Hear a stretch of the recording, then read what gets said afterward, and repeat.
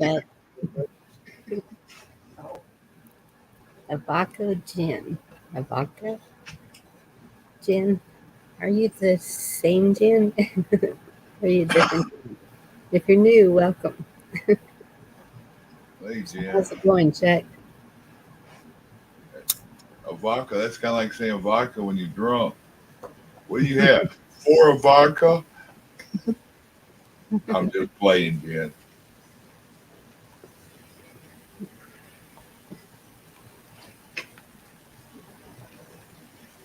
Oh, it's our gin. Okay.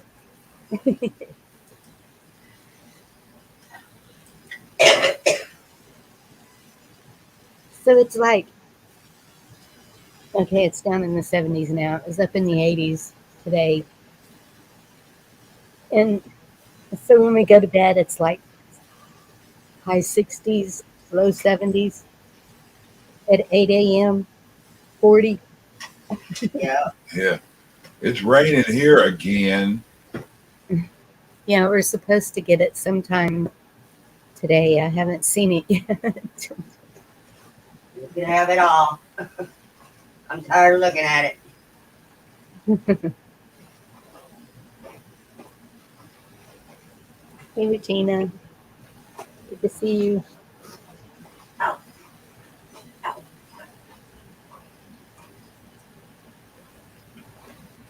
So have I missed anything the past however many days? It's been a little bit. Not that I know of. Random stuff you showing me and stuff I'm looking at, but I quit shoving it in people's face. You quit shoving it in people's face. Well, I'm gonna put some stuff out there. um, it's not real major to a lot of people. To me, it is. Um, maybe I should just share the screen. Maybe that would be best.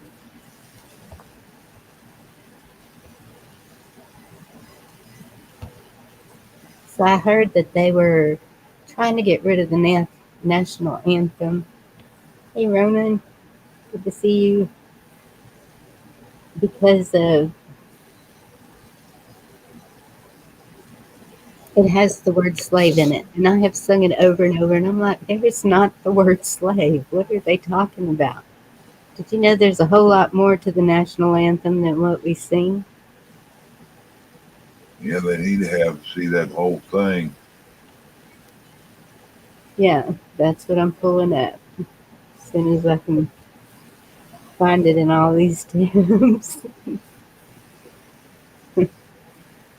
I did not realize that there was so much more. All right, Bonnie, what's it under?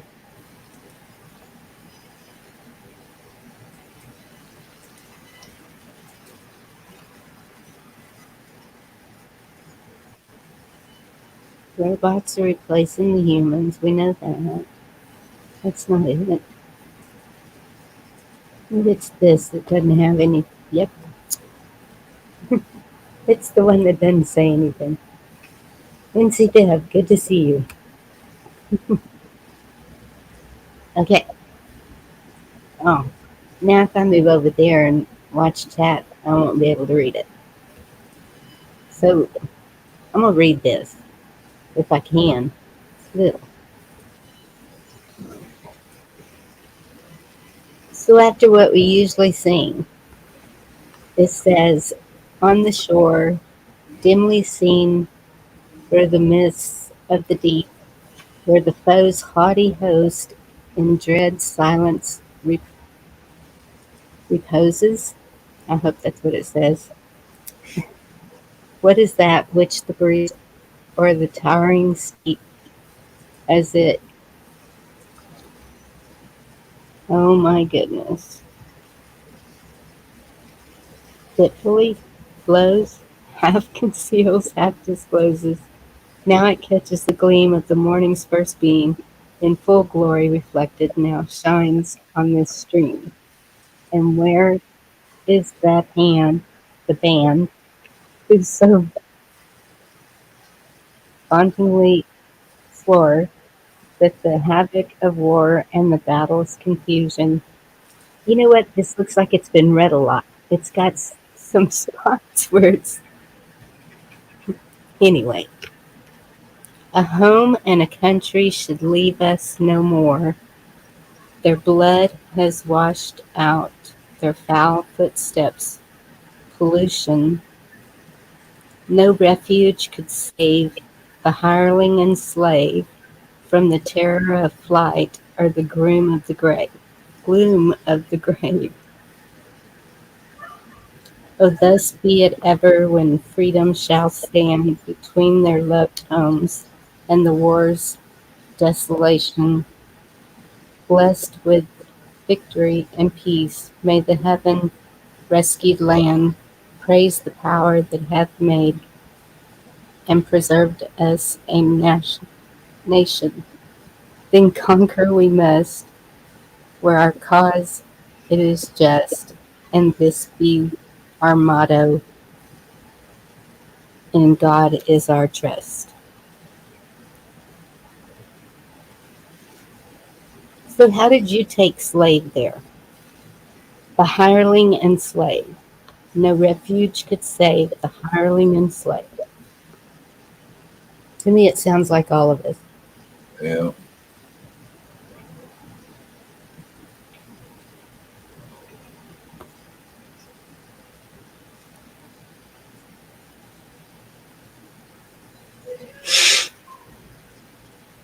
Marine stuns a tea party with the fourth verse of the Star Spangled Banner.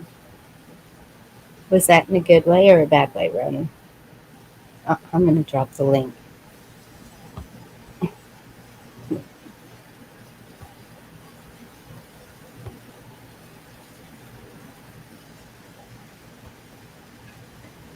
I don't know, but they just keep trying to take everything away. And why did you turn into a clown? Because we're in clown world now? I'm just looking at pictures, how they come up. We are in clown world.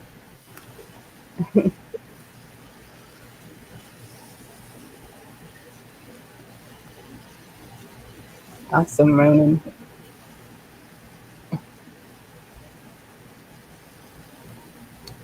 So I kind of wanted to talk about burdens. About what? Burdens. I guess it's a nicer way of saying baggage. Burdens. Like,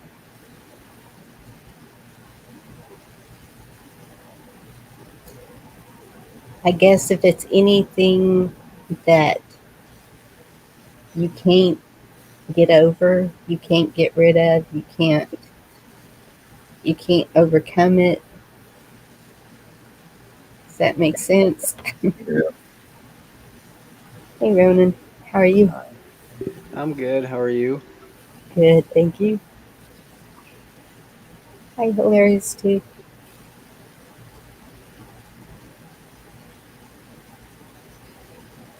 The what I put in chat earlier, that's the title of a guy singing what you just read. Hmm. So it's not like a bad thing by any means. And I don't know why it's titled the fourth verse, but when he explains it in his video, he does say it's the second verse. But he's Thank an you. older gentleman that sings it. It's, um, I think I've seen that. And he was a Marine? yeah, yep. But he retired. He's an older gentleman. Yes. Like really older. Like, Yep. yeah, I think I've seen that actually. Hey Annie, Eddie, good to see y'all.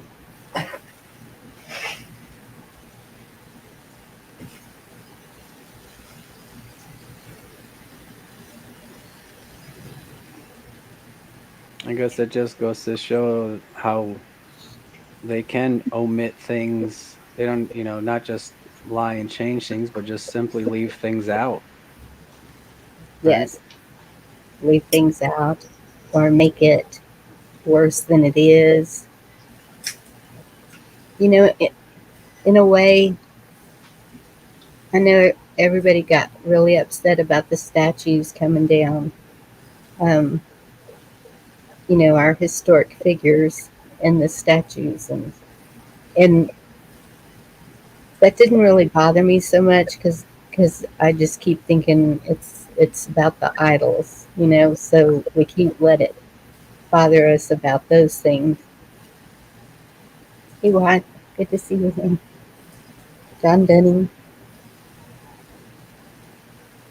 But when they replace them with full out evil, then I have a problem.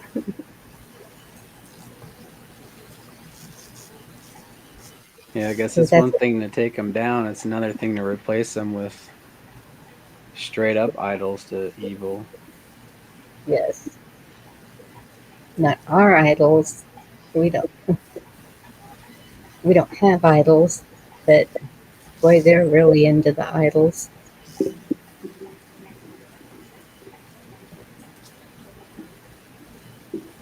You guys History hear is my dog drinking water back there?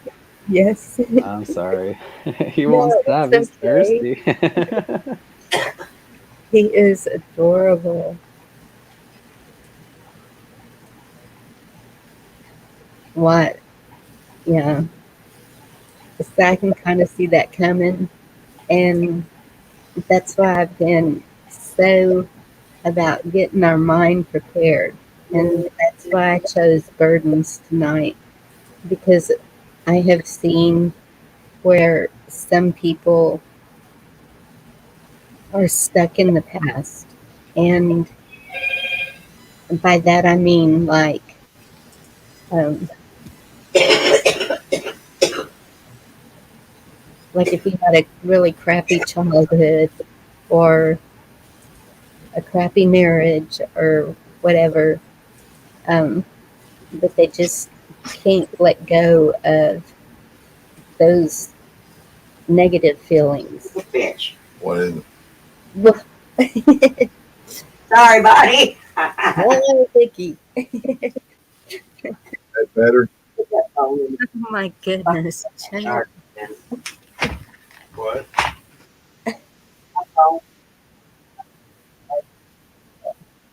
That is? Chart's over here, right? Eddie, that's probably true, but You know who that picture is, Bonnie? no, Captain Spaulding.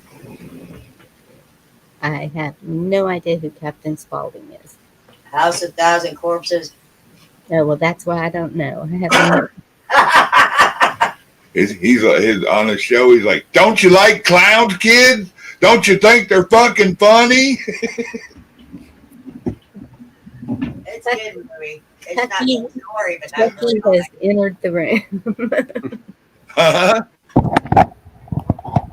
I said Chucky has entered the room. Oh, make a perfect Chucky doll, wouldn't he? something like that. You ain't I'm ever trying seen to him? talk about positive things, and you're putting up these horror. You said it's a clown show, so I'm just playing along. Yeah, you know that anthem, what they're wanting to replace it with, don't you? That other one? Yes, we know. Shit. We're already in the middle of one. What with all the crap going on, our borders are being invaded. We're being Yes, manipulated in every way. They want yes. that. They're trying Food, to push that gas. civil war is what they're doing. Well, I feel like we've been in war for the past 3 years at least. I mean, as soon as, what was it, November of 19? Yep, that's when we got sick here when they started talking about the chi knife. That's when We were, well, what's the word I can use? Anyway, that was the first strike. We'll put it that way. Yeah. Maybe that's okay for me to say. And how does it go? 3 strikes, you're out. Yep. And then Well, it's welcome to my ball game. I think we've had more than 3 strikes, but You don't get 3 strikes in my ball game. You're just out. well, and so, okay, if y'all want to go there,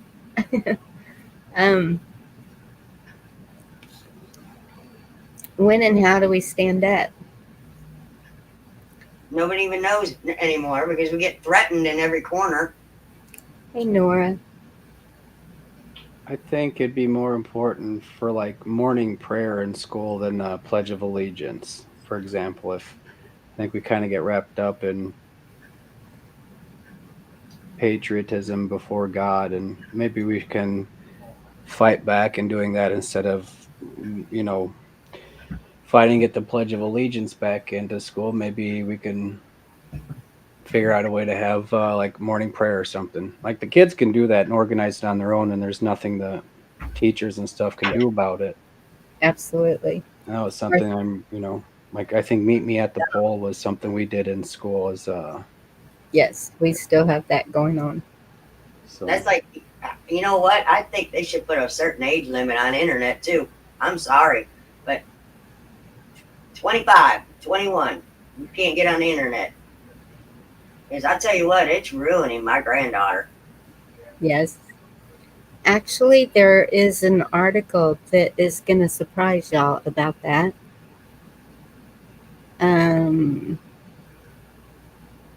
Here it is.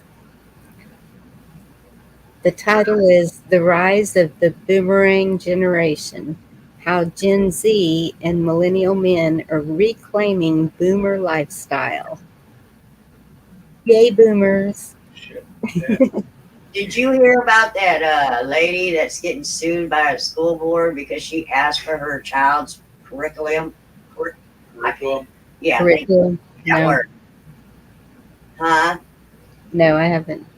Oh my God. Just because she asked for her child's, what they were teaching her through the year, and they've been threatening her ever since, and now they're trying to sue her for it.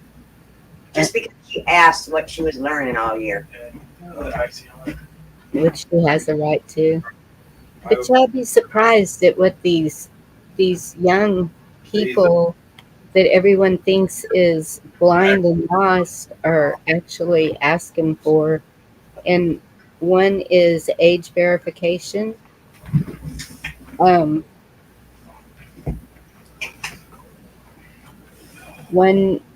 Reddit, is that what it's called? User demonstrated his annoyance with constantly being asked to prove his age, even when he's used the same website login for over 10 years.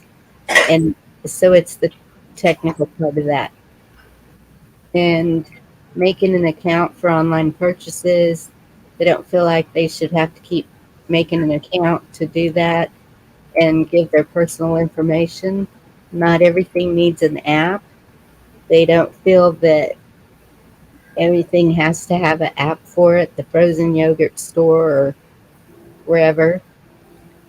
Touch screen cars. You're not allowed to use your cell phone in the car while you're driving, so why would you reach over and try to do the touch screen while you're driving? Same difference. Right. Kids with electronic toys.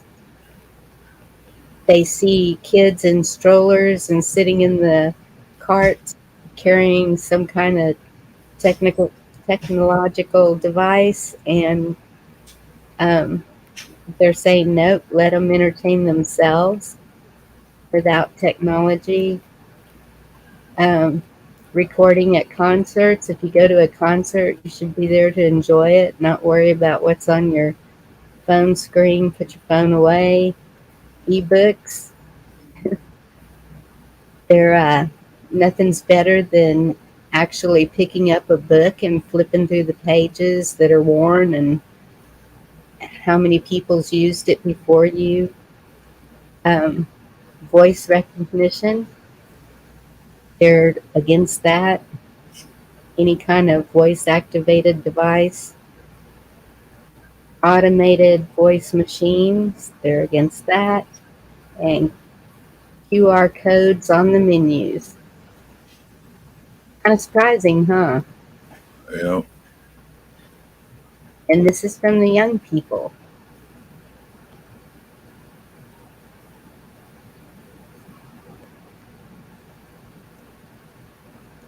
I don't know what kind of percentage of it is. I don't know. Yeah, I don't either, but I just thought it was interesting that even Yep. if they picked like one from each state or whatever, it's still, they were all saying the same things, putting their 2 cents in about what they feel is not necessary.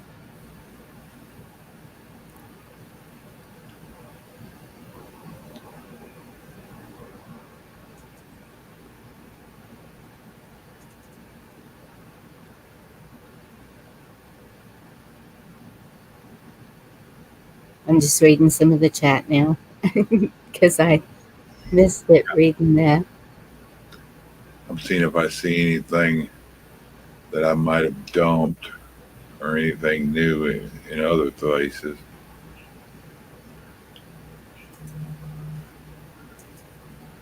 Did you hear about that? Was it 5,000 pounds of, no, 5,000 gallons Yeah, that diesel. diesel? Was that Washington State or was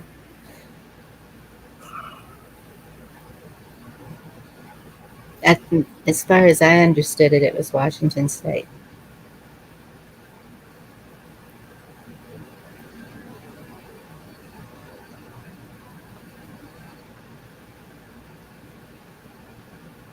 Oh, wow.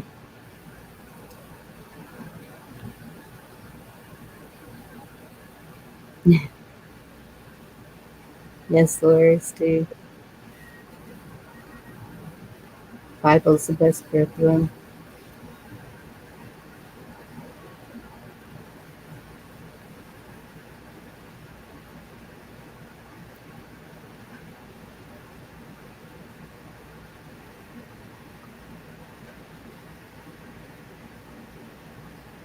You heard the college age kids will be the ones to lose our country? I don't know. They're really cracking down on the colleges about their curriculum too.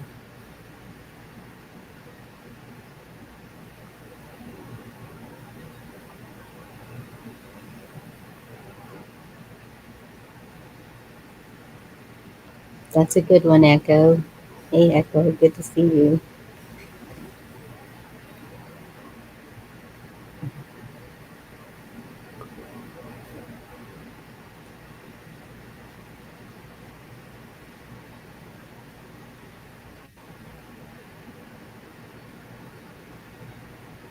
For the welfare of the people.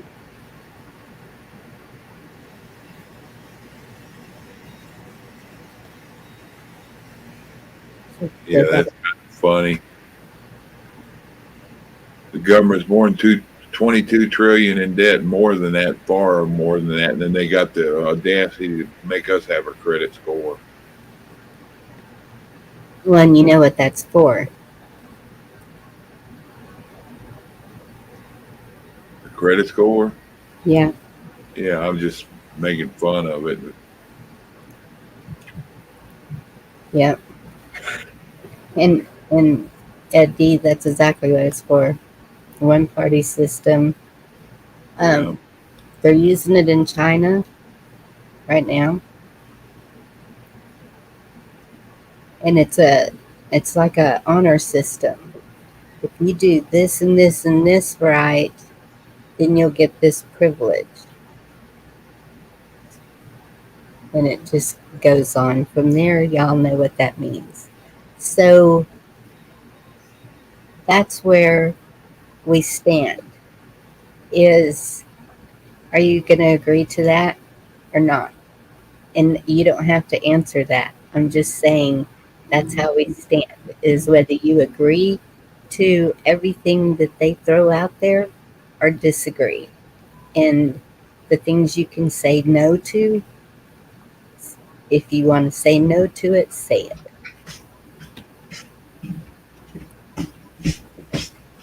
I mean, there's laws that we have to follow, basic laws, not, okay, I won't say that either, but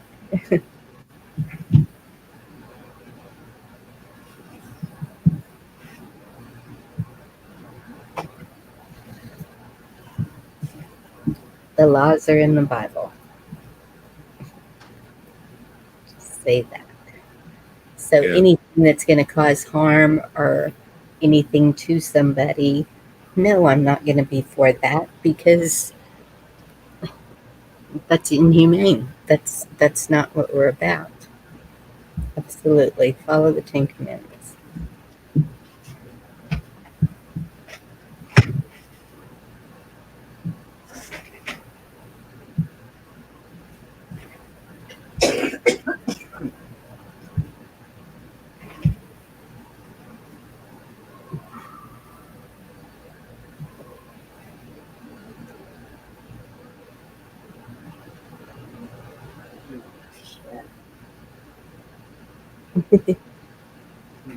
Yeah. Yeah, don't believe anything you hear. And you know what? That's what's so sad, is the trust. So if a new neighbor moves in, how do you meet them? Or do you even try?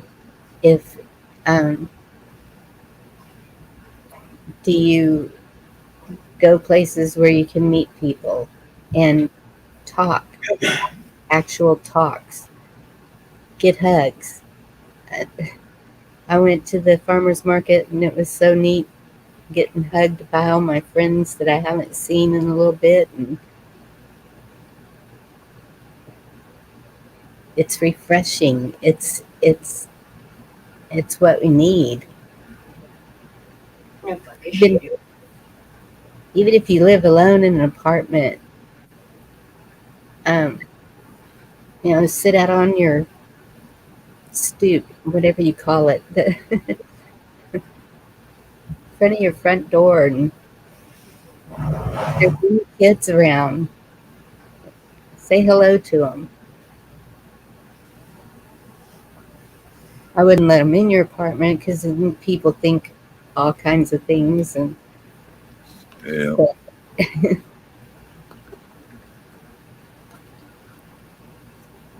the kids are the ones. And if the kids start talking to you and even just seeing you friendly, they're friendly. I think the parents, if they're responsible in any way, would also get to know you. Get Joe Biden's kid. That's what I was fixing. I was sitting at the Bonnie. what? Hold on. That's how I usually meet my neighbors. The kids come over trying to sell something, or they're just, kids are curious. And when I lived in an apartment, my kids were running all over the place at the apartments and getting to know people, and there was one man they knew, don't go over to that apartment. Oh, one lady too, don't go to that apartment. And There they you go. thought You you liked just it. went around. Is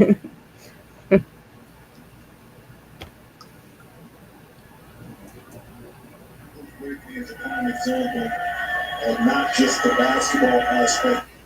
Must be Joe's kin, huh? Of not just the basketball aspect. But she looks like a cardboard. She doesn't look real, does she? Let's see. Brittany is a prime example of not just the basketball aspect. See the way her hair is just like, I don't know. Yeah, it's kind of fake looking. Yeah. She's just sweet and all hair. Almost looks like a TV screen behind her. Yeah, that's kind of weird, Chuck.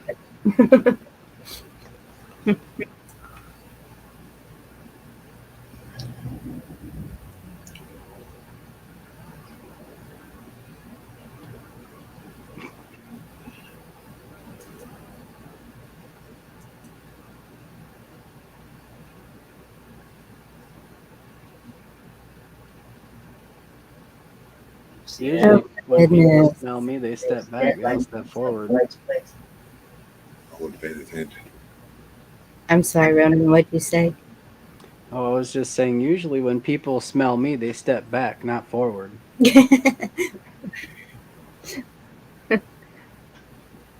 So this is what we have going on right now. And that's that gets my goat. It's like, stop already. The high school that I grew up, man, they were like, people were the minority in that school, and that we didn't have those issues. There wasn't any of that. They weren't calling us names. We weren't calling them names. It was like everyone just got along. What happened to that?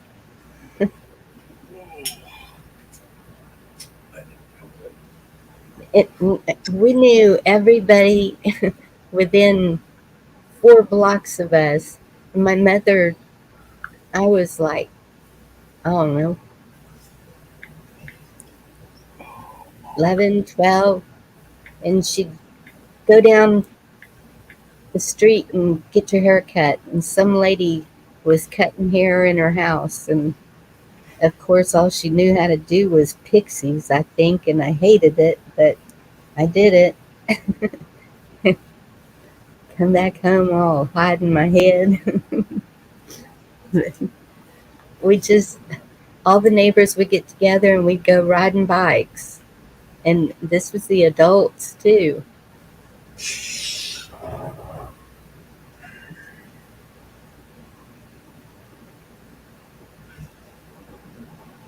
Kind of seems like everything got perverted. Now, if you go and you see your kids talking to the neighbors, you run over there and get them, right? I'm I not saying guess, we should do that, but that's usually what happens. yeah, I guess in some places that would. I don't know. I mean, growing up in a big city, I just didn't see that. And then country life is completely different, but it's a whole lot closer knit. It's a whole community of close knit, not just blocks. But, well, no, those blocks of people wouldn't make up the population where I'm at now, but it's still 1,500 people. It's a small town, small community. We still keep an eye on each other's kids. We still, um, everyone knows what everybody's doing, no matter what. And if you don't know, somebody's going to tell you. Right? They come up with some good stories too, and like, damn, tell me more what I did. Hmm. Yeah, if you're not doing anything, sometimes they'll make something up. But you can't let that define you. That's where it's like, No, you can't have it. I didn't want it. I just said, "Oh, You eat everything I bring home. what bullshit." My candy. And he never got you any more cabarets. I think part of that went away, Bonnie, because when you disrupt the family unit and you separate the mother and the father, and you're forced to work at least 8 hours a day, and that's never been enough. So it's 8+ hours a day. You get a couple days off a week, and you're just drained. Right? It's Yes, like, how can yes, you have no energy to go for a bike ride, right? that's true. Well, and it was the mothers. Um, I don't ever remember any of the fathers riding bikes with us, but it still, we all looked forward to it every evening. Just because I rode a bike all over the place. We knew our boundaries. Of course, sometimes you stretched them. There was a baboon farm that it might have been about 2 miles from my house, but I would go and park my bike just where I could hear them. You couldn't get in there. It was like locked down totally. I don't know. Well, now I know what probably went on there, but at the time I didn't. And so really this war has been going on for years and years and years and years, huh?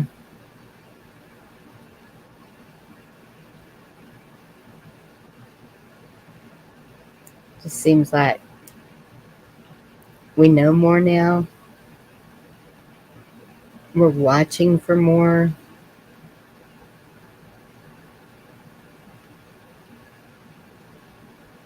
There's an uptick on everything.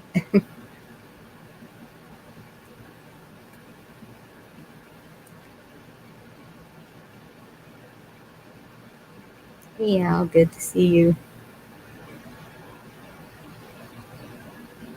That's true, John. Millions of dollars are behind the immoral movements. It's worse than bombing of people.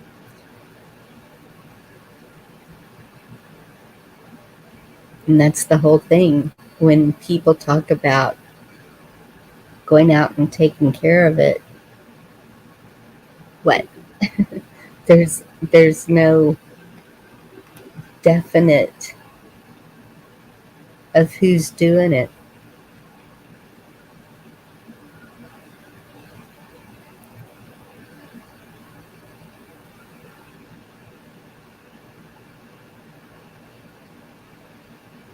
Oh, I mean, we did it to ourselves. We accepted it. I mean, I'm not necessarily saying that we specifically did evil to ourselves, but we received it in. We keep voting it in. We vote for one side, they lie to us. You vote for the other side, they lie just as much as the other side. They're obviously in bed together. That's them against us, yet we keep voting and doing this whole song and dance as if we could vote the devil out. Right. I don't think it works that way, but I mean, we now are coming to a truth where we stand against it and we try to figure out a different way, whatever it is. But clearly, what we have been doing has only made it worse. It's given them more power. I heard something along the lines of, if less than 30% of people vote, they can't call that an election. Oh, really? Yep. Because if they don't get enough, more than 30% of people, or at least 30% of people or more to vote, then that society is basically saying, you're fired. You hold no water here. I'm, just saying, what else can we try? What else? If that's true, that would be a good approach, because we've seen what happens the other way. I mean, we were all, make sure you do this, make sure you do this for 22, and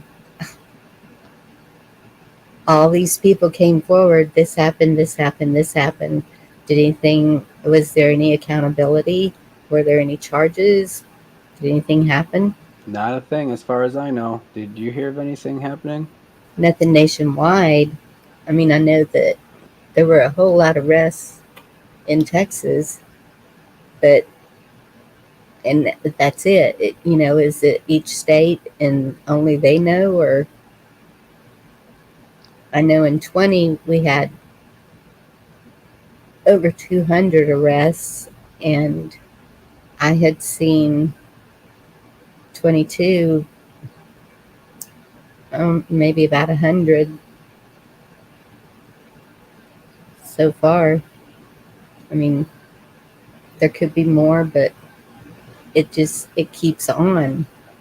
Right, And but the damage is done and that was never corrected. If they're arresting yes, people and saying that crimes were done and things went, oh, were criminal enough for them to be arrested, agree. yet we're upholding these results to be the same, that makes no sense to me. The damage has been done.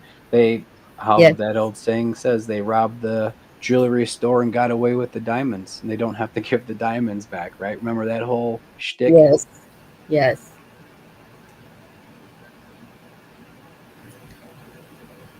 But it was a big deal, wasn't it? They said, we have the servers. The plane guy was showing, planes circling over Arizona, and the pillow guy did some stuff too. It was a big deal. It had a conference. Yeah, right? He had a whole conference. It was a big, yes, big publicity stunt or something. But yet here we are.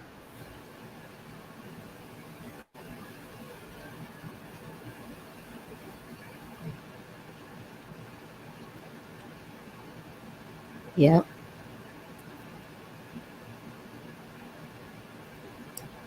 I agree, Annie. Take them out of school. And you know what? If the majority of the population took their kids out of school, look what would happen to the education system. They would, because they are funded per child. And the schools are hurting right now because so many have already taken their kids out of school to homeschool. And it's just little steps like that maybe that's how we get through this, is just keep on, I hate to say it, but back in the system. Yeah. Homeschool your children, teach them how to grow a garden, teach them how to bake bread, teach them how to make pasta. Yes. We did stuff like that in science class. It's all science. It's all educational and Yep. teaching independence and responsibility. Yeah. And what Echo said, that's the way our home life was. We helped cook supper, we set the table. There were four of us. And then two had dish duty after supper. We swapped each night and got the dishes done, dried, and put away. There was no trace that a meal had even been done there. And I think, um, so the worst part of that was the single family from experience. It's hard to, like you said, you're working. I would have to drive over an hour just to get to work, and it was, when I got home, it was just like so exhausted just to get a meal cooked because I refused to use boxed foods. I'd make them a homemade meal and um, made sure that they had one good meal because I knew the schools were just feeding them junk until I got the two youngest ones to a charter school. And that was such a better place. I mean, if your children have to go to school, I would highly recommend the charter school because the parents are a lot more involved. they help with the meals. They help with. There was constantly things going on that we went and helped with. Even like 30 years ago or so, the Head Starts, What thing? you didn't have to pay for them. You would donate time, and then that time was considered payment.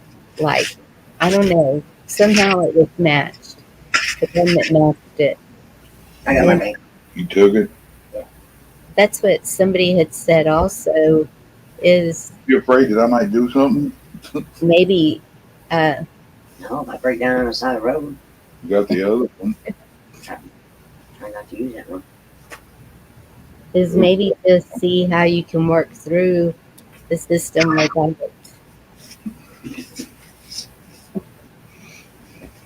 without it being a bad way. Does that make sense? Yeah. Like, just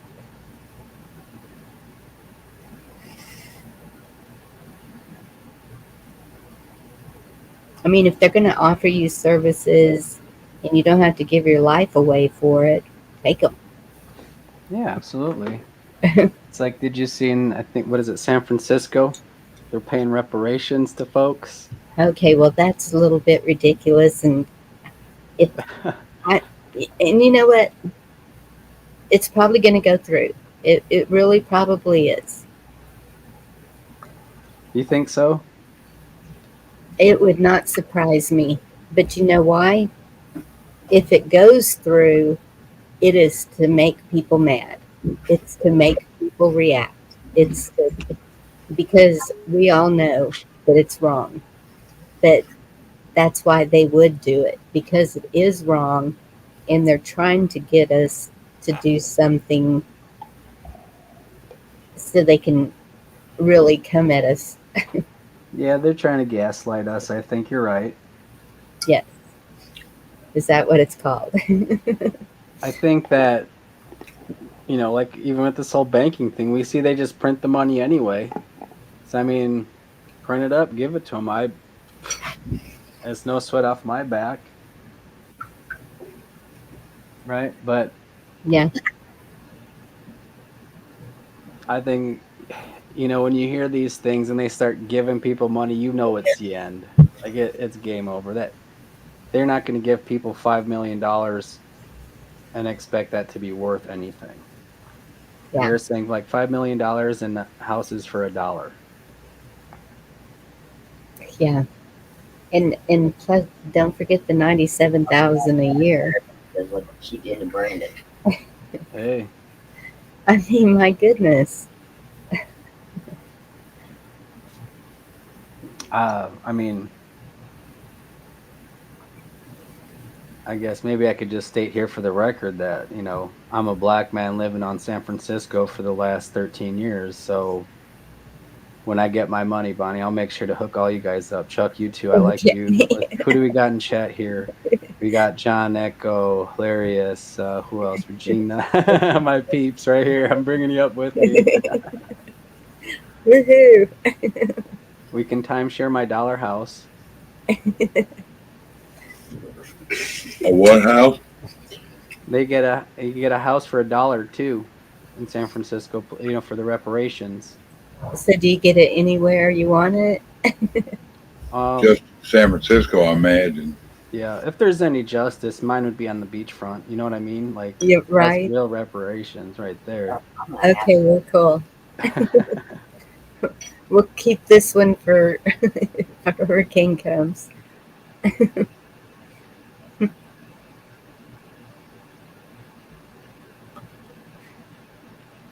Oh, goodness. It's crazy what they do. And so my thing was, don't remember the natives getting all this. And if I was them, that would be the ones first pissed off. Bonnie, now you're speaking logic to a world of chaos. They're gonna turn you to be like a lunatic or something. Oh, that's right. Hey, Bigfoot and Broken Patriot. Good to see y'all.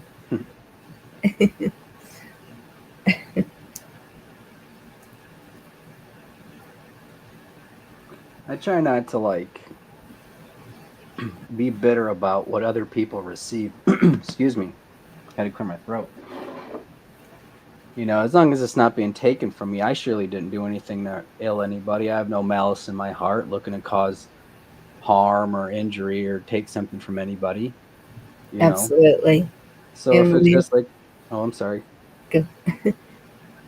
I was just going to say, if it's just a printer printing up some money, giving it to them, hey, have at it. They're not taking my house to sell it to somebody for $1, you know? Right. Not yet. Not yet. Yeah. Well, they can try. But yeah. Oh, what was that first part of that you said? Try not to, Taken. That's right. And we're going to be paying taxes anyway, no matter what. So we know that. So whatever they do with it, we have no control. As of right now, it's. But what you said about the voting, that's really sticking with me because if less than 30% of people vote, don't. then they can't call it an election. So if less than 30% vote, okay, I thought you said don't vote. I guess if like the total votes equal less than 30% of the voting population, Mm. you know what I mean? Or, if only 30% or less vote. If 31% vote, then it's good to go. Happy. I'm so good. Glad to see you're okay. Been a while.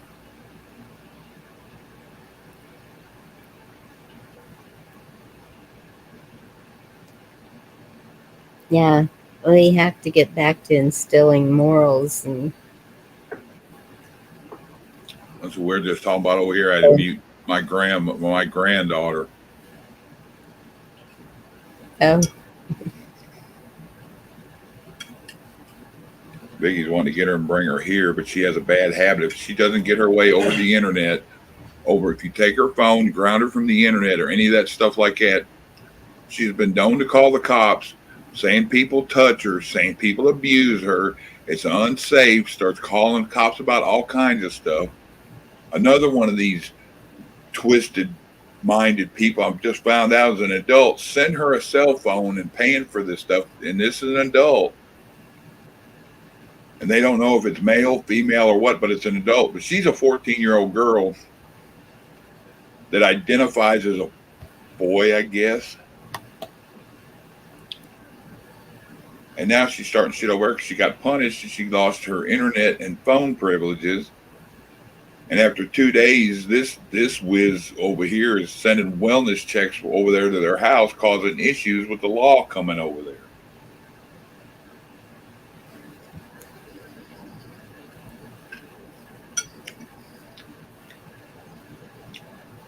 yeah, family can be tough. Yep, all because she's 14 and she has her rights and she has the rights. If they haven't bought her phone and internet, it's none of their concern what she does on it. If it's, yeah.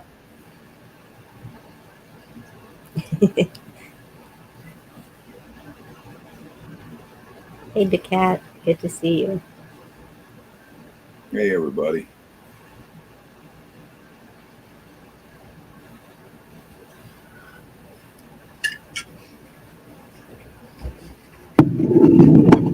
The stuff they teach these kids is crazy, and they do it just to break down the home.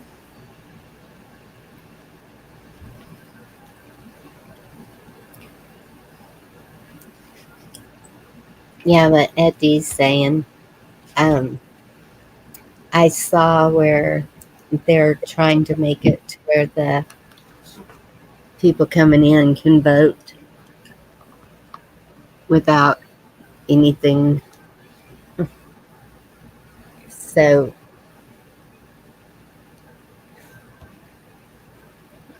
maybe they knew what you were thinking, Roman, Well, to counter. I'm sure they know all the ins and outs better than everyone, really. That's how they've been able to manipulate it for so long. Yeah, and that's it's that's the like that's what seems so hard to do is counter because they're 10 steps ahead of us. Hard to keep a wolf out of the hen house when the owner's a wolf That's why I just don't play their game anymore. or the ones running it. Okay, Pappy. Well, I hope you're Why? doing well. That's why I got issues with my granddaughter, because that's going to put them right in the middle of everything that goes on here. Like Bonnie said before, first thing you happen to get child services involved.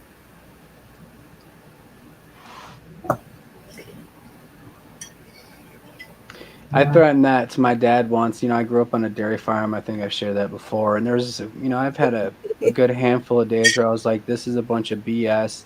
Feed the calves, wash the cows, clean the barn, all this BS. I'm like, there's child labor laws, right?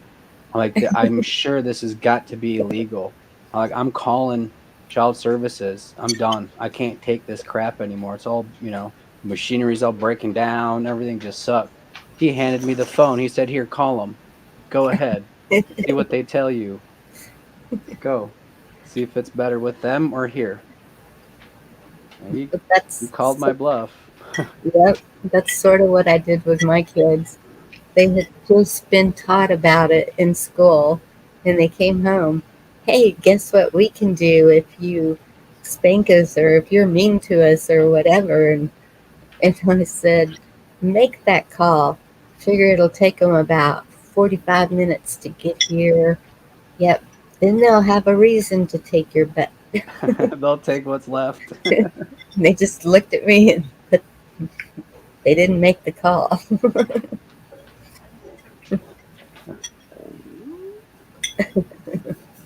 I'll be right back.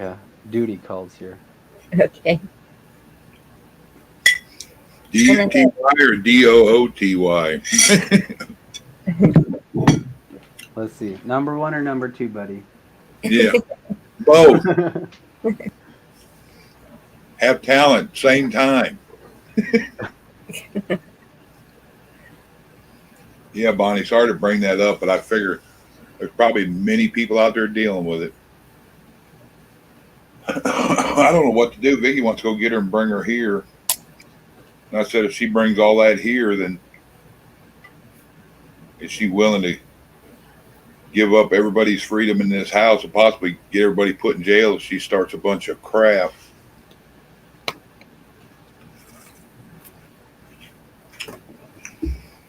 Well, if they signed her over to y'all, then you would be able to do what you needed to do. And it's always military school or, I don't know, camp That's what I something told or her, other. but, yeah.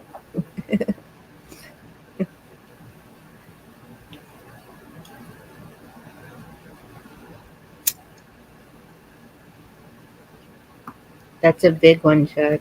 I mean, maybe she just needs some real love and attention is why she's acting out. Everybody's tried. Even when before she moved to Florida and Mandy went there, it was too long. She was given full reign to be on a phone, computer, internet, whatever, since she was like 5 or 6.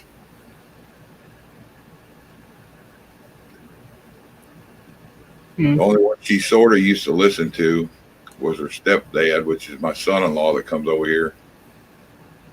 And that's because he would be the only one who would spank her, and it was spanking, it wasn't beating. Until that stuff happened and she called child services and whatever, got this gingerbread house. Child molestation stuff was brought up, and they found out it was a hunk of crap that she was just trying to get everybody in trouble because she couldn't have her way. That's what she'd do. She'd burn the house down around her just so she can have her way. Seeing when I've seen that happen, the child goes to juvie. That's like oh,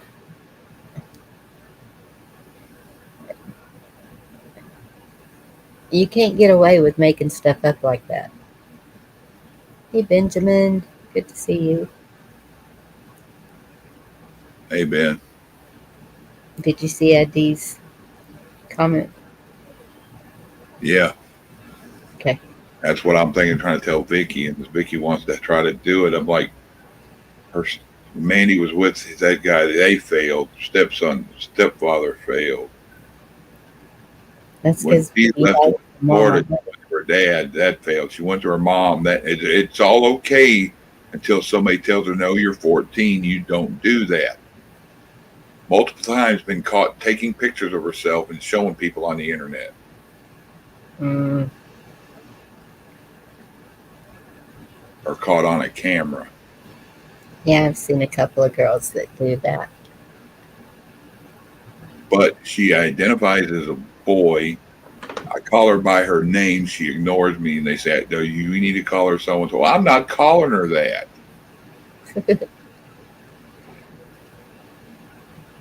I understand. What if you took like a pointed screwdriver to that camera on the phone and just poked out the lens or something? I told her, if she gets a phone, something comes in the mail for her, and it's a phone from somebody, fold it in half, then hand it to her. Well, I mean, you have to consider not just the social aspect, the way they interact with each other, and the algorithms mess with their mind. But I think it was Never Good News put some stuff out about waves and how they affect people, and especially young people too. So it's a multiple front. Even Wi-Fi in the house maybe could be 5G brainwashing, being allowed to do what you want, no, absolutely no discipline. And it's also in the food, right? Isn't that what we're saying too? 2 years old, 2 years old, she'd reach on the table and grab stuff, and we're like, "You need to pop her hand, and she'll learn." And I got told then by her and her husband at the time, "We don't believe in corporal punishment." Like, okay, tell me this in about 15 years. And it's about the 15-year mark. Hey, Shift Kicker. Hey, Shift. Yeah, my two girls decided to take a walk. It was about 11 o'clock at night, and didn't tell me anything. They were sitting outside on the swing, one of the lawn swings, and I was out there with them, and I went inside for something, David. Probably the restroom. Came back out, and they were gone. And so my neighbor and I, we jumped in the car and went looking for them because it was during an event, and that's when we lived in town. And it's a huge event where people are coming from all over the United States to see it.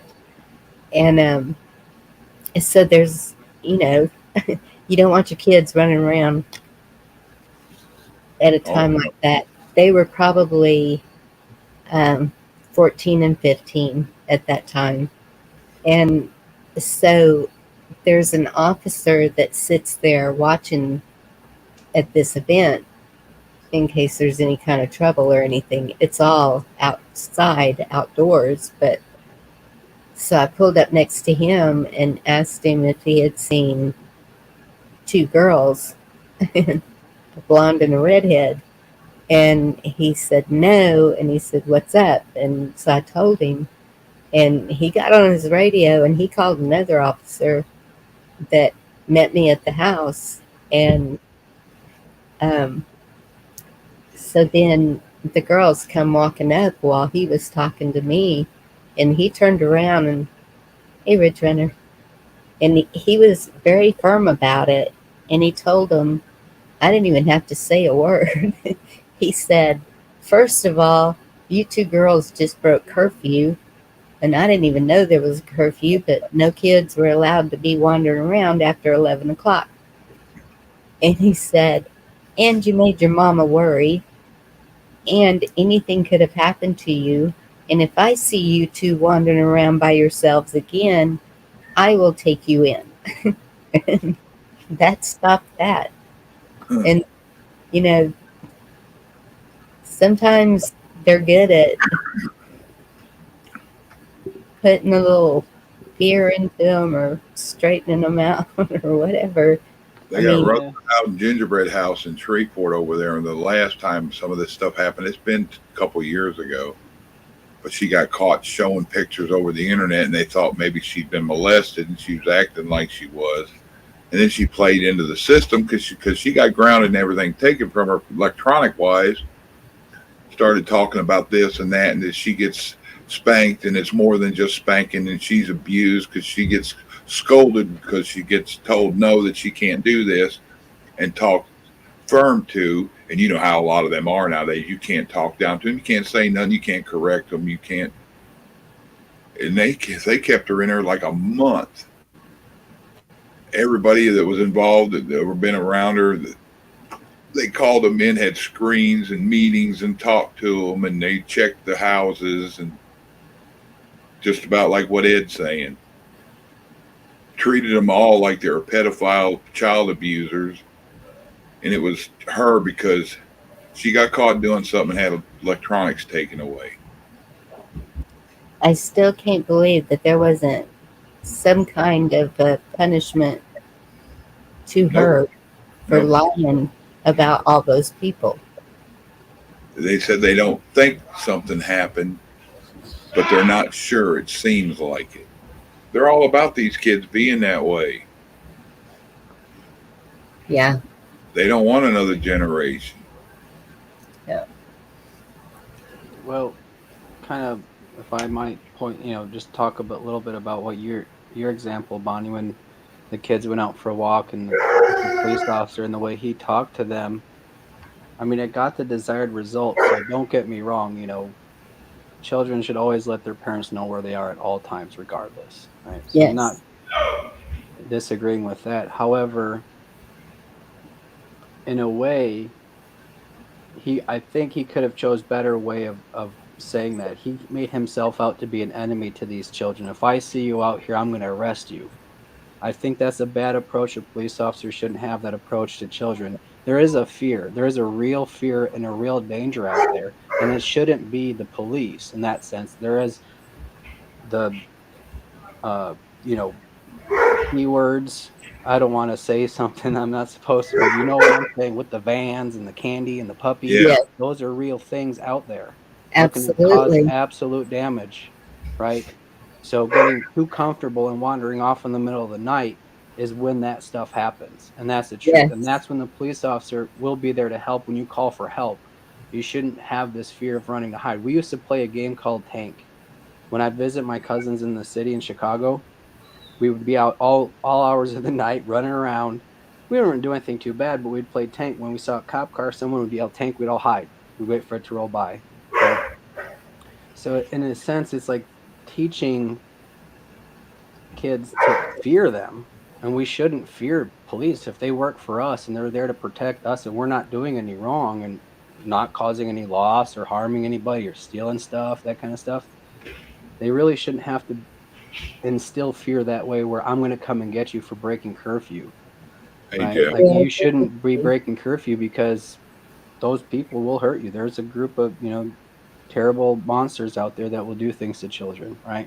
Bad thing about it, police cars, you say serve and protect. They don't anymore. They're not part of for the public. They're there now to protect the upper echelons, to keep the cities in order.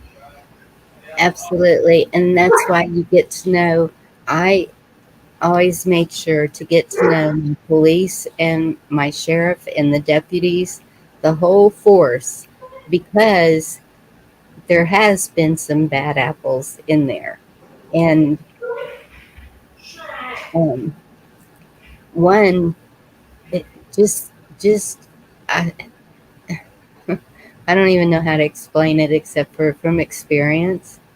As a child, sometimes I can just tell, and so I didn't trust him, and um, so I always told the girls, if don't don't be where you're in a bad position where he's around, and um, so they knew, if okay, if mom doesn't trust a police officer, something's up, because they knew I would call the police if need be when my car disappeared for 3 days. that that lesson was learned real quick. But it's tough love. I mean, I'll use it. It's As a they parent, you always have come to. back. Yes, and but they always come back. It may take them a while. I mean, even my mother, I didn't speak to her for 3 years because of something she did, and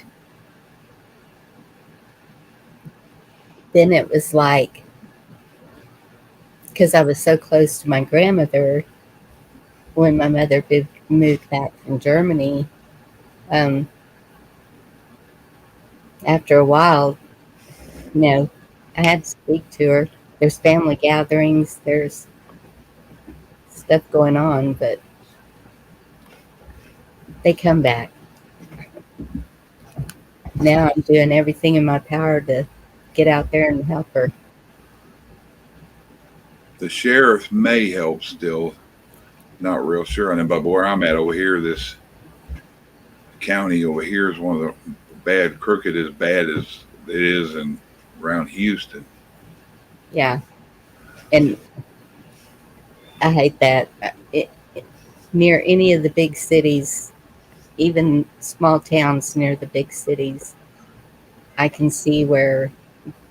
Well, we just had an Amber Alert today. I guess you saw it, and it Probably. was right outside of Dallas in a little small town. Hell, my boys was little.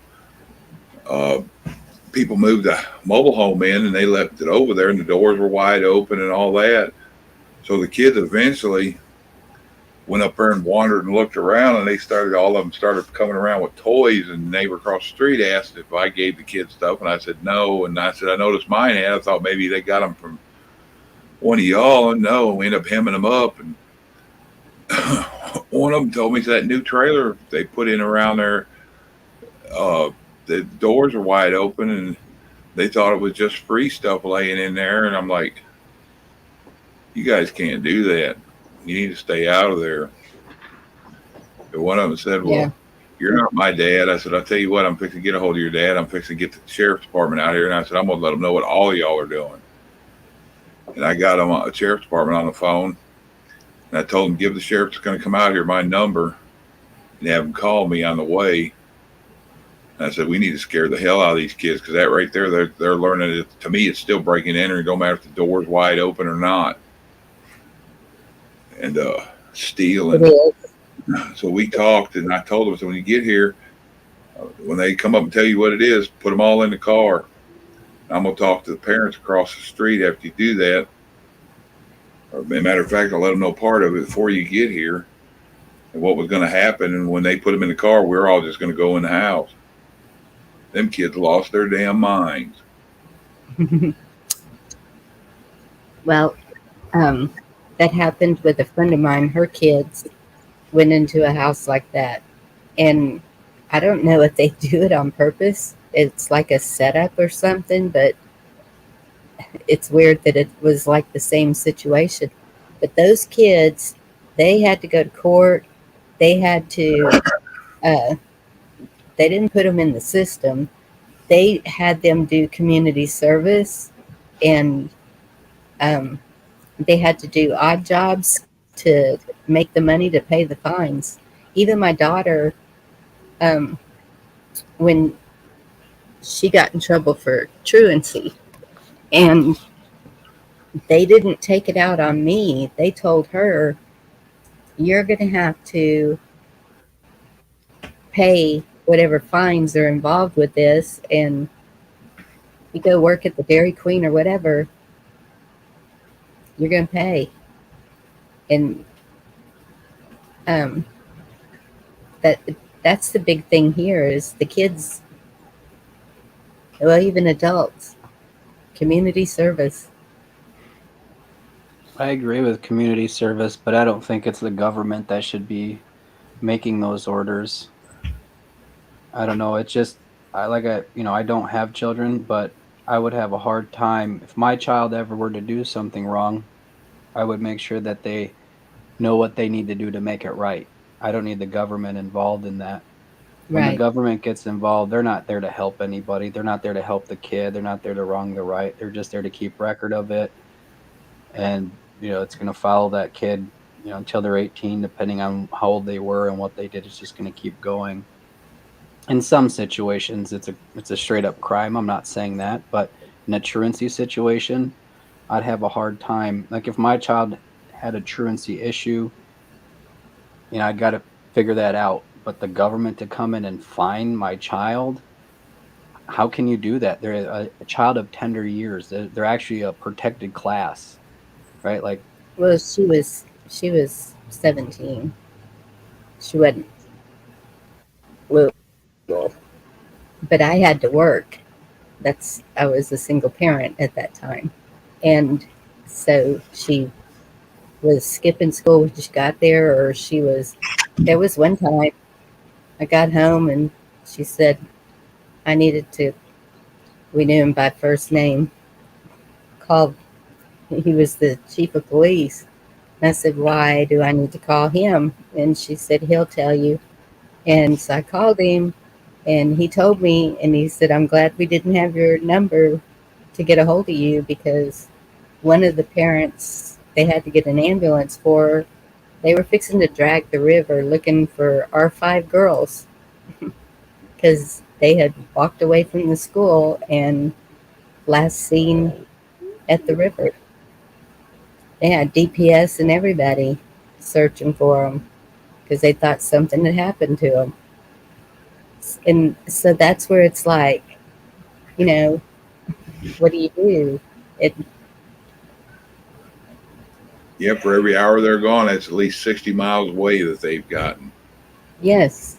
And yeah, so that's why they were in a frantic.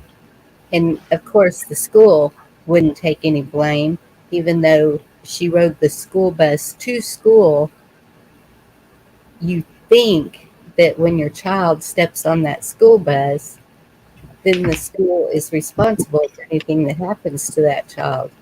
Well, that's not how they think. And that's why when I had the 2 younger ones and I was starting to see the same issues, it's like I had 2 separate families because my youngest of the 4 was 10 when I had the 2 girls. And so in ways it was a whole lot different because of the time frame. And because we can see now, if I had a child, I wouldn't even think about having kids now.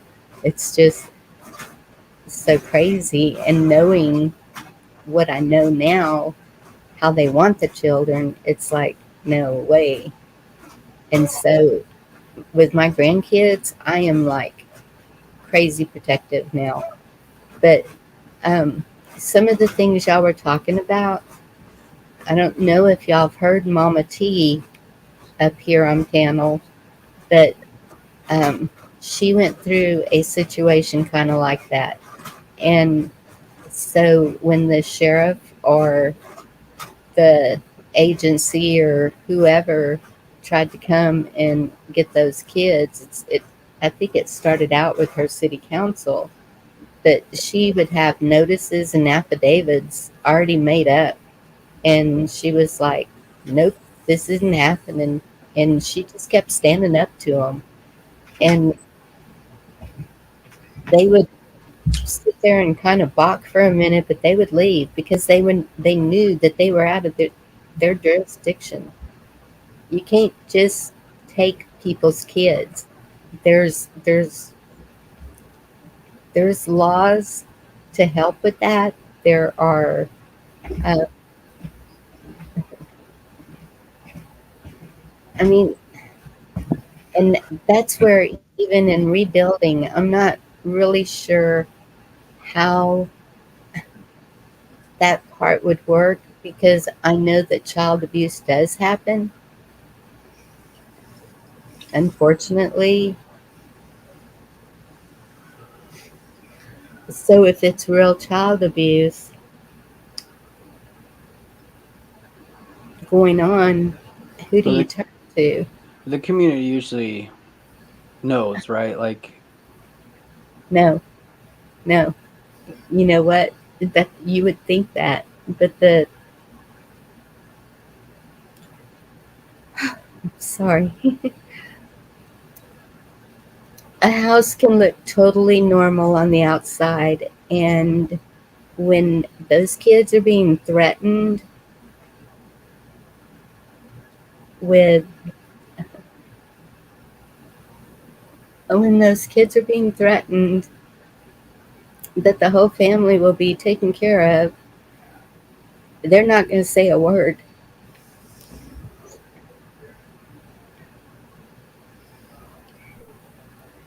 And so so how do they things can't even come to go to light? their mother. They can't go to anybody at the school. They can't go to the police. They can't go to anybody. Yeah, I told mine the whole way. Don't ever be afraid to tell me anything. Even if somebody threatens to do something to us, you let us know. I'll handle that. Sorry. I didn't mean to upset you. No, you didn't. It's just a subject that's really hard for me. It kills my heart to stuff my granddaughter. I don't know what to do, but I don't want it causing issues here and me losing everything here. Yeah. Well, I mean, you have to realize that this is a problem that is pretty much in everybody's household. I mean, it's not. Before my granddaughter went to Texas back with her mom, she was living with her dad. She had child services and the police out there over a 2 day period, 4 times, and I forget how many times said the sheriff's department with her finding ways to get them to call them that she was being beat, she's being held up without being able to leave, she's being touched. And none of it was going on. Bad. I don't know if you ever had child services in your house. Bad enough they make you feel like a piece of shit. I've had that happen because of a nosy neighbor, and she seen me smack my son on the butt when he was little for getting into. He was out there picking up dog shit. I didn't want to smack his hand because he had crap all over him, so I popped him on the butt. Told him get over by the hose. He went over there, and about that time she's out there hollering at me. Next thing we know, we getting visited. I was That's abusing my kids out in public. I know that that agency. Okay, first of all, somehow they get government funding, but they are a private entity. They are not part of the government. So um, they can be sued, whatever. I'm just saying. But uh, back when I was a kid, I don't even think they existed. But They did my work during all that. I have One seen there was this one guy that you know how you take your middle finger and thumb and kind of just flick, thump the kid on the head, just, you know, I just did it to myself. It didn't knock me out. It didn't hurt. It's not no big deal, but he did that to his son because he was trying to run out in the street and he grabbed him just kind of thumped his head so he'd listen, and that got his attention, and he listened. But he went to jail. The father went to jail for thumping his kid on the head. There's a lot of people that say they would never want kids to be paddled at school. Yeah. Well, um, there's reasons for that too, and that's what I would tell them. I will take care of it when they get home if it comes to that point, because so so many. It just seems like no, we're not. Well, um, there's a lot of evil people everywhere, and that's where the trust issues come in. It's like, who do you trust? Do you, God, that's it. It's only a fool puts his absolutely. trust in man. And that's why I keep saying trust your gut, because I really believe that a lot of times God is going to give you that feeling, or something does. Instinct, I don't know. I don't know if it's experience. I don't know. Um, when I was a Girl Scout leader, I just I just knew that one of my Girl Scouts were being abused, and but I didn't have any proof. She didn't tell me. It was just, I knew it. And so I worried about that, and 3 months later both the parents were arrested, and it was truly happening. And he was like a bank president. No, these were in church every Sunday.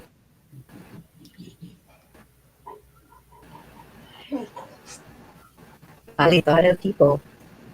There was a whole group of men that owned businesses that were 100-year Molest, names in that town, and they were all arrested for pornography. You know, you just, so basically molesting kids and stuff. The dare officer here in one of the suburbs of Dayton, it's actually it's the schools that the school system my nephews go to. The dare officer there was arrested for child P word. And this yeah, is the second time that a dare officer had been arrested in that same school for the same stuff. The last time was in 1985, and then this and most recent time here was 2 years ago. that's it. They keep putting them back in. There was a um, oh, shoot, I can't remember, but they do. They keep putting them back in where it can happen again.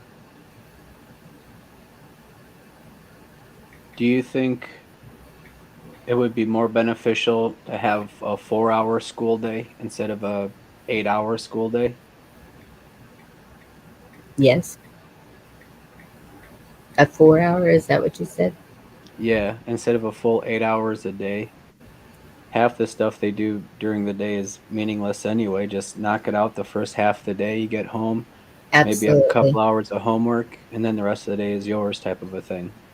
Yes. When my daughter was homebound, the teacher had to come to our house and teach her, and she was there for, it was probably about 4 hours, 3 or 4 hours, to get in the four core subjects, because the rest of the day is just electives or whatever. Right. It's the credit system. So they try to get them to get all those credits, and the only reason you need those credits is for college.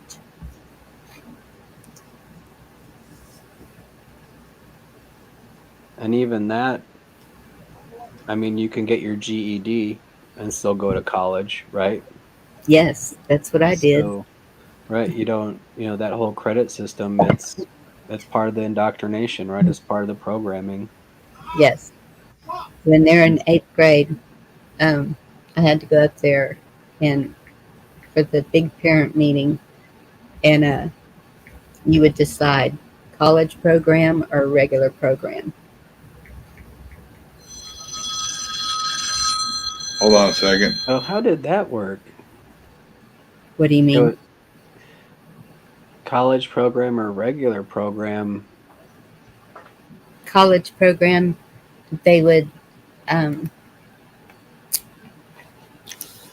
like some of your AP electives are classes. half a credit and some of them are a full credit. And so on the college program, they would put them in whatever gave the most credits, or they may have 2 courses of English in a day or history, or it was all about getting the most credits that they could get to make sure that they had enough when they graduated. So like if they had enough once they turned a senior, then the senior was allowed to leave school at lunch and their day's done.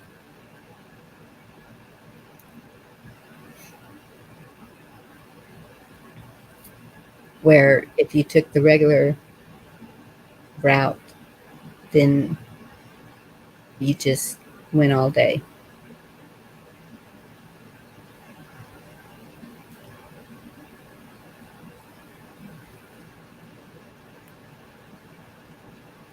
Yeah. And that's just it, Vicky. Should we count on the school to be the babysitter? Well, and that's part of the divide and conquer, right? Send the parents Yes. to work to slave for 8 hours a day as you brainwash your children for 8 hours a day. Make Yes. sure you load them up with enough homework so they don't have enough time to do anything other than maybe be on the soccer team. Yep. And then just hopefully they hurry up and die before they become a burden to society. And we actually have to pay them out, right? Mm-hmm. Sadly, but yes. Yeah, Biggie called, said, watch the news. Y'all are getting hammered with a big storm coming. There's one just coming through now. You can hear the wind and badass rain pouring out there. And she goes, no, not that one. I'm talking about, she's like, the one coming. Yeah, it has been, we've been under wind advisory all day. On the velocity, and we're still watching this tornado-borne area. It's going back right here. I was Yeah. watching Tim Hall last night, and he was showing how this system works, and he said it's not a typical system, but it's not unheard of, and it's an Yep. unusual. The other No. side, Henderson and Rusk and all that around there, down that way, and it's further down.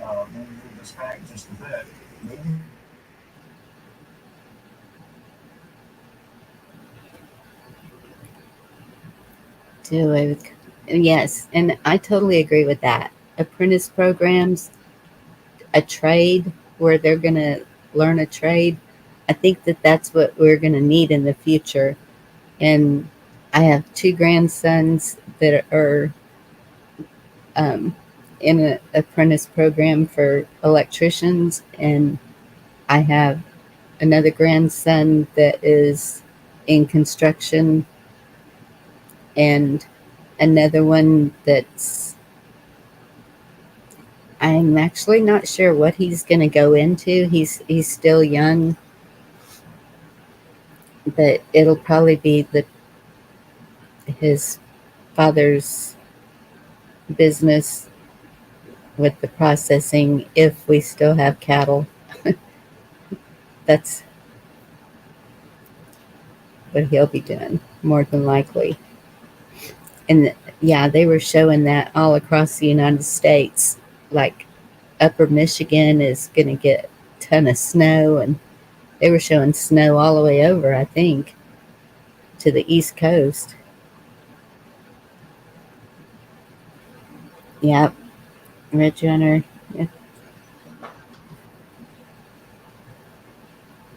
Oh, the storm's already passed you, David. That's good.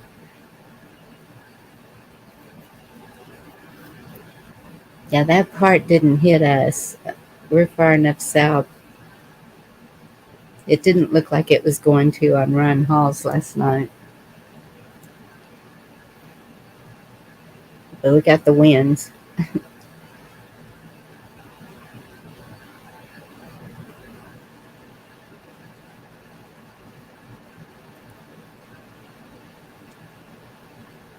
Hilarious too. I like that too.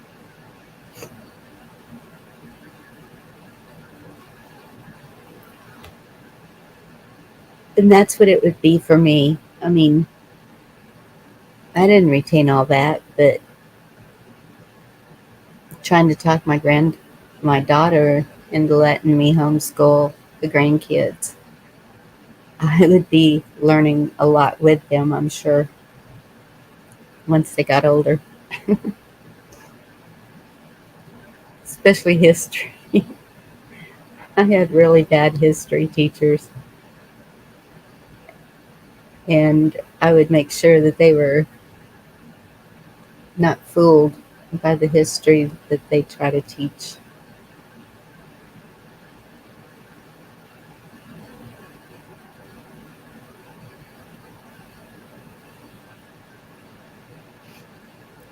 Hey KP, good to see you. David, did I say hello to you? Hey David.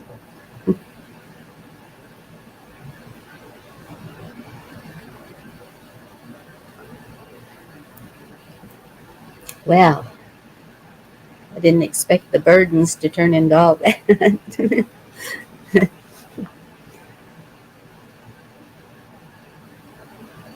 It's good to talk about these things so people know that they have options, that they can say no to very many things and not just comply with everything that's thrown in front of you.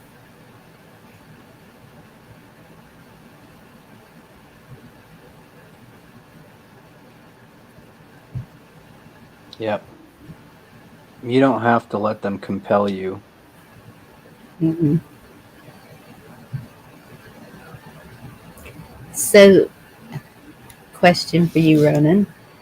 Do you feel that that hard work was good for you now or not? What hard work?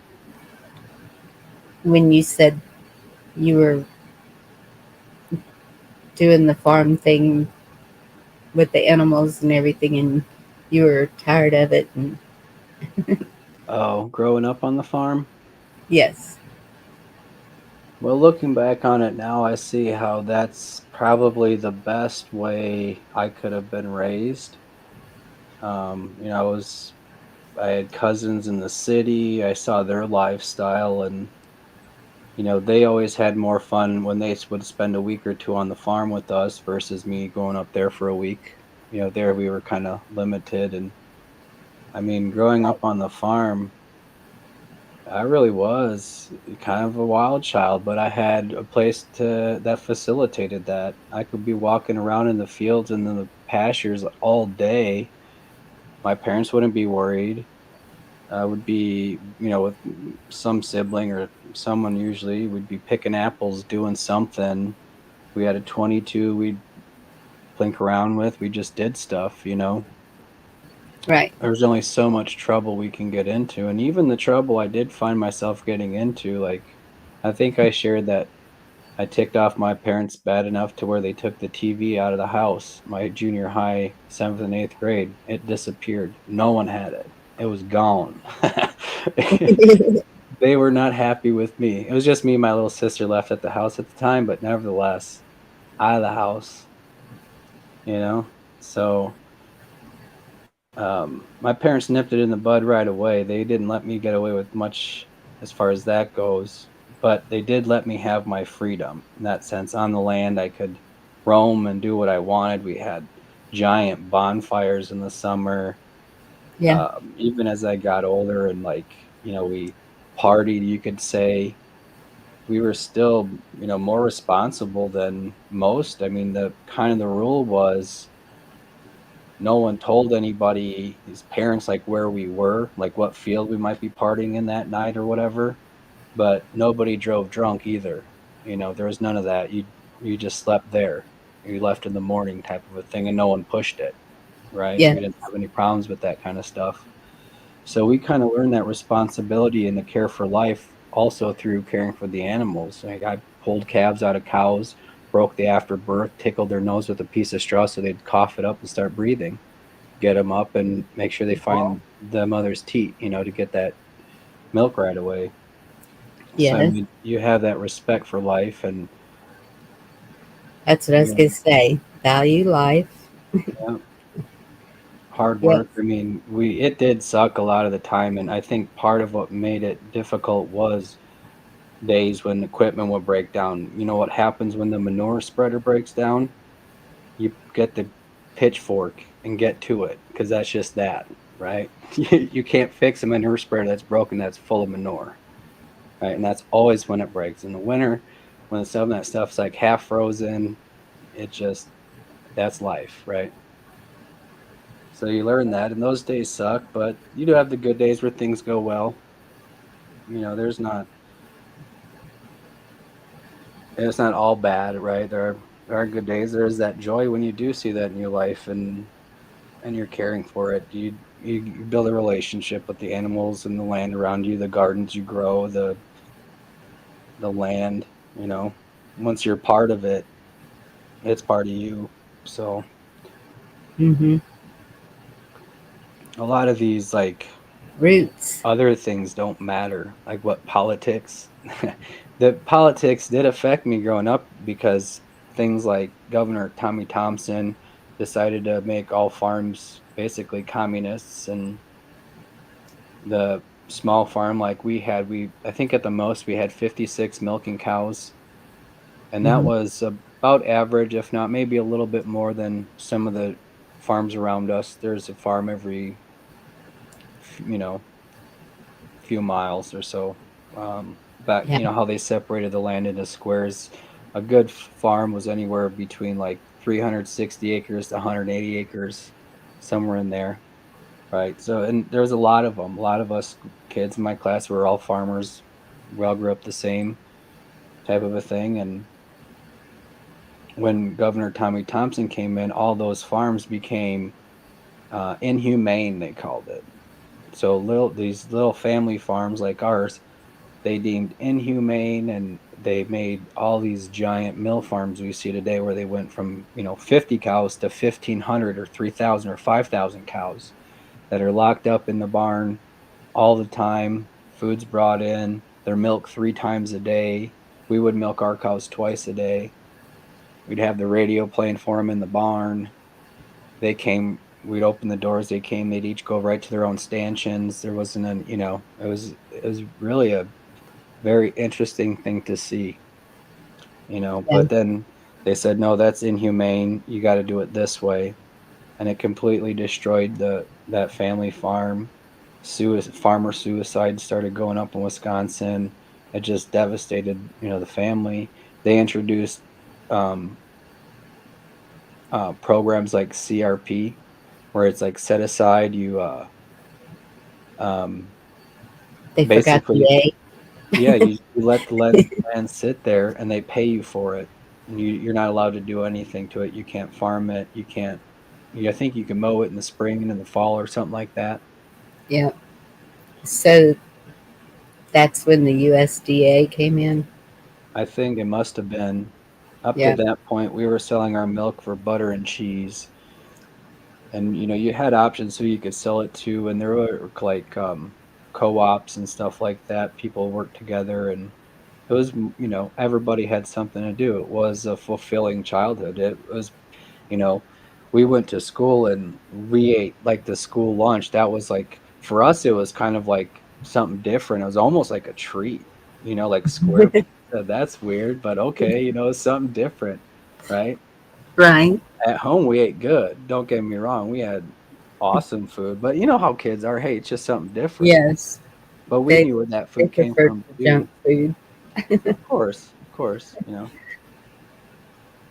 Yeah. It's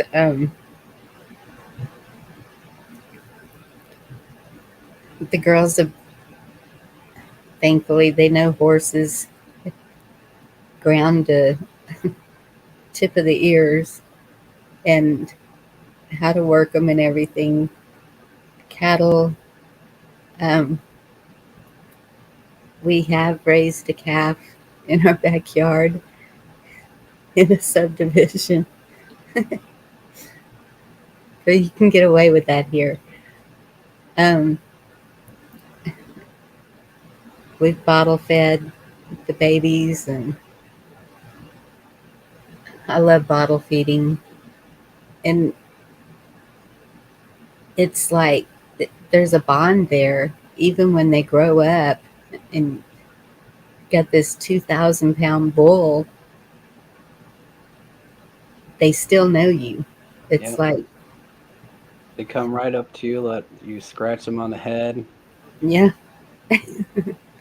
I remember teaching them weaning them off the bottle and onto the bucket because it was easier to feed more of them at once, and yeah, taking like the top part, the nipple off the bottle, get them suckling on it and bringing it down to the bucket and then slipping it out to where they would just be sucking the milk, and they would, kind of figure it out at that time. yeah, And then when they saw the buckets, oh man, they would get excited. yeah. And I don't think it's too late. Um, I mean, like I said, I had a calf in the backyard, and we were on a smaller than normal lot, but he was healthy. He was fed. He was the only reason that he left the backyard was because he started tossing me around. You know how they get their head up under you and just boom. Yeah. And he's playing, and he's not doing it because he's mean or anything, but I was just worried I was going to end up over the privacy fence in the neighbor's yard or something, and with the girls too. So we took him to the ranch so that he could have more pasture also. I don't know. I love that life compared, and that's why I'm glad I got to grow up in the city, because to compare the two, I would much prefer country life, even though it is harder work, a lot of walking. My goodness, I Yeah. think I walked miles and miles. Um, but maybe that's why I'm still here today.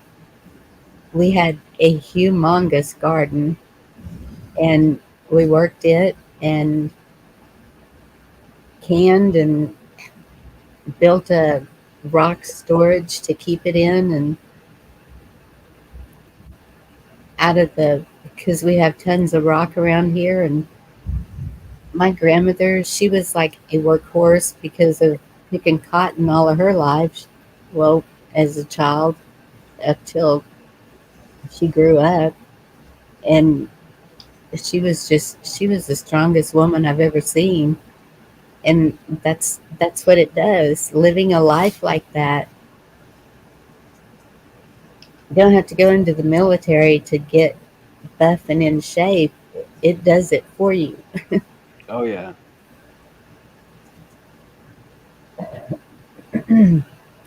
Tossing hay bales? You never tossed a hay bale? That's like, Stacking hay. yes. Hey, And it's always in the summer when it's the hottest and When everything it's, sticks to you, and you're still wearing long yes, sleeves so it doesn't scratch the crap out of you. And the bandanas. I'm telling you, the bandana. Well, you every see now it and in then there'd the be a Western. snake. Those are the most useful things to have. damn, rolling thunder. Is that at your house? Yep. Whoa.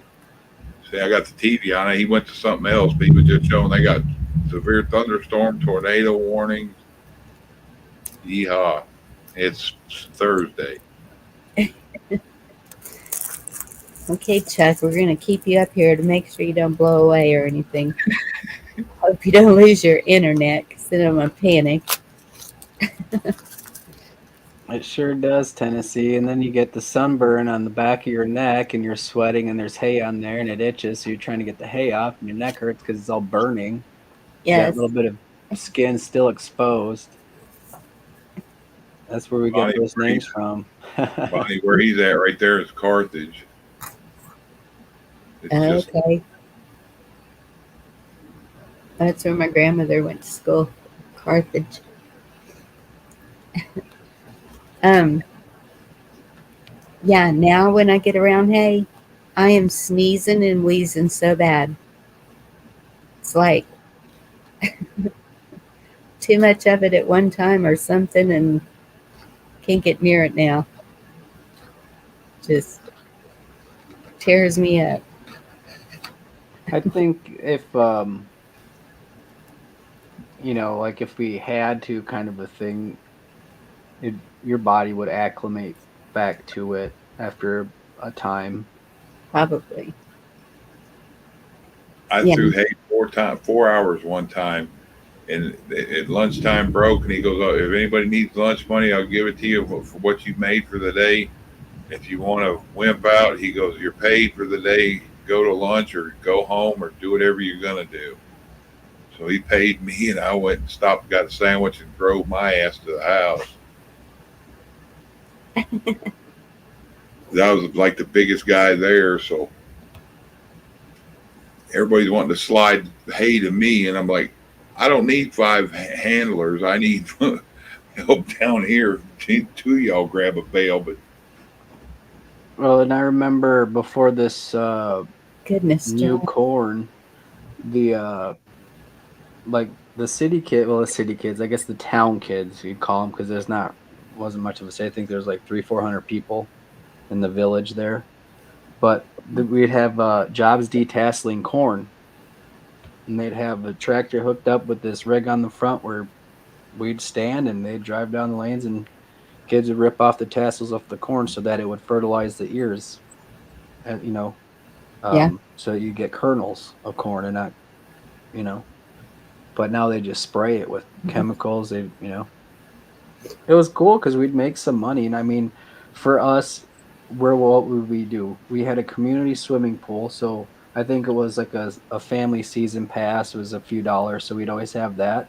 But then they'd have candy and soda and stuff like that. So that's where our money went. We'd go to the pool. It opened at noon. So we'd go from noon to 5. And by 5, we'd have to be home for chores. So we still had a lot of fun and at the community pool, that's where everybody hung out. Yes.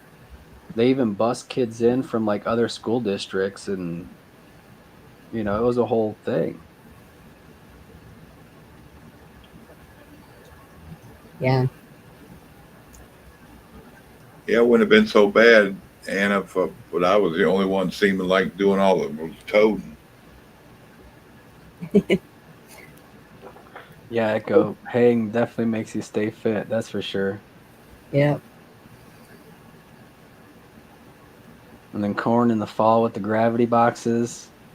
We'd have these safety like farm safety class stuff.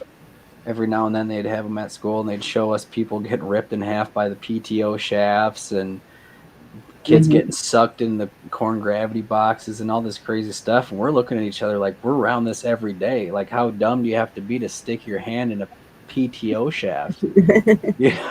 Like, Be surprised. yeah. Mechanics lose fingers every day with a fan belt, so Yeah. Well, and that's what it comes down to, is that fatigue. Once you get tired, that's when you start making mistakes, and you say, well, I'll just Mm-hmm. try my luck. Instead of turning the equipment off and unclogging it that way, I'll just poke at it with something and maybe knock it loose. And I've that's stood kind in of the plate dangerous. 10,000 times and the drive shaft never hit me, but oops, it came off today and hit me. Yeah. Yeah. It can be dangerous. Most of them guys that lose their fingers when I was doing mechanic work was, well, I've always put my hand there when I'm doing this, and it never fell over and crushed my finger off before, but had a buddy of mine who worked at Goodyear, and he did retreads, and he would put them on this machine, and it almost looked like a grinding wheel where he the tire was on there, and he'd roll it with his hands, get it started hand feeding it to where to start spinning the wheel and eating the tread off so he could put another tread on it. Mm-hmm. Somebody said something as he went to push. He turned his head and misjudged how far, and he shoved his fingers up, and he lost the end of his middle finger and his ring finger on his right hand. Yep. He said it grounded off. He said he had fingerprint flap, and that's what they used when they cleaned it up. They took that flap, cleaned it up, and put it across his knuckle. Where he had fingerprints on the end of his knuckle. And that's any kind of machinery you're using.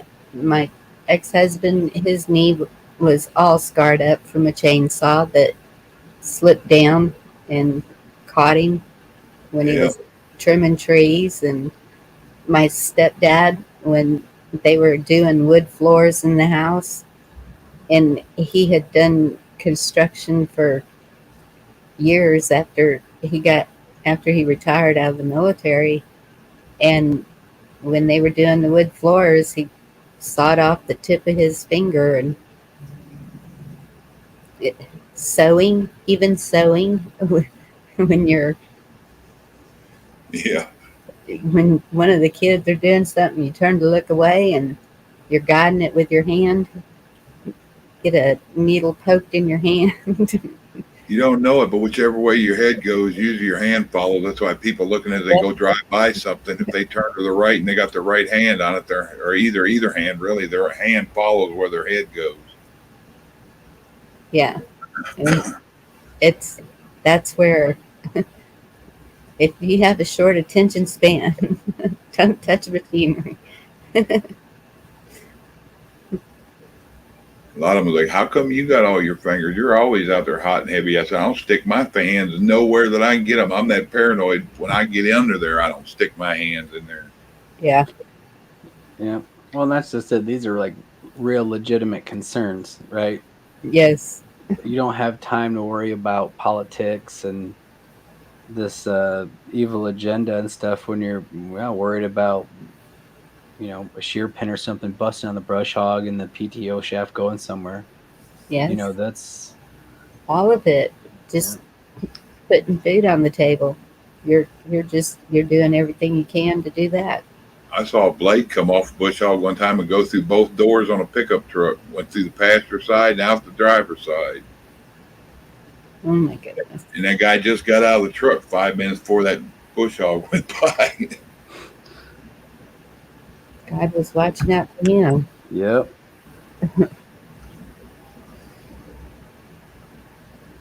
It looked like somebody shot a cannonball that was jagged through it. I've seen a hubcap do some damage. I mean, off of a car driving down the highway. Yep. Or do you see that video that where them tires are come off a car and popping down the highway and hit somebody's hood or windshield and cave the whole top of the car in? Mm-hmm. It's like people like get on the interstate and sit right next to a semi. They ain't ever seen one of them wheels come off. It don't matter what you're driving, a pickup truck, car. Hell, you could be in another semi. That wheel hits the cab or whatever you're sitting in, it'll tear that thing to pieces. Yep.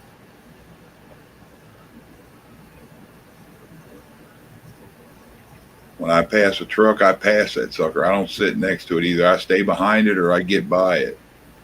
Same. I hate it whenever they pass me. It's like just. So you think it's possible to live that lifestyle again? Because that's what I'm working towards. Like right now I have 1 acre.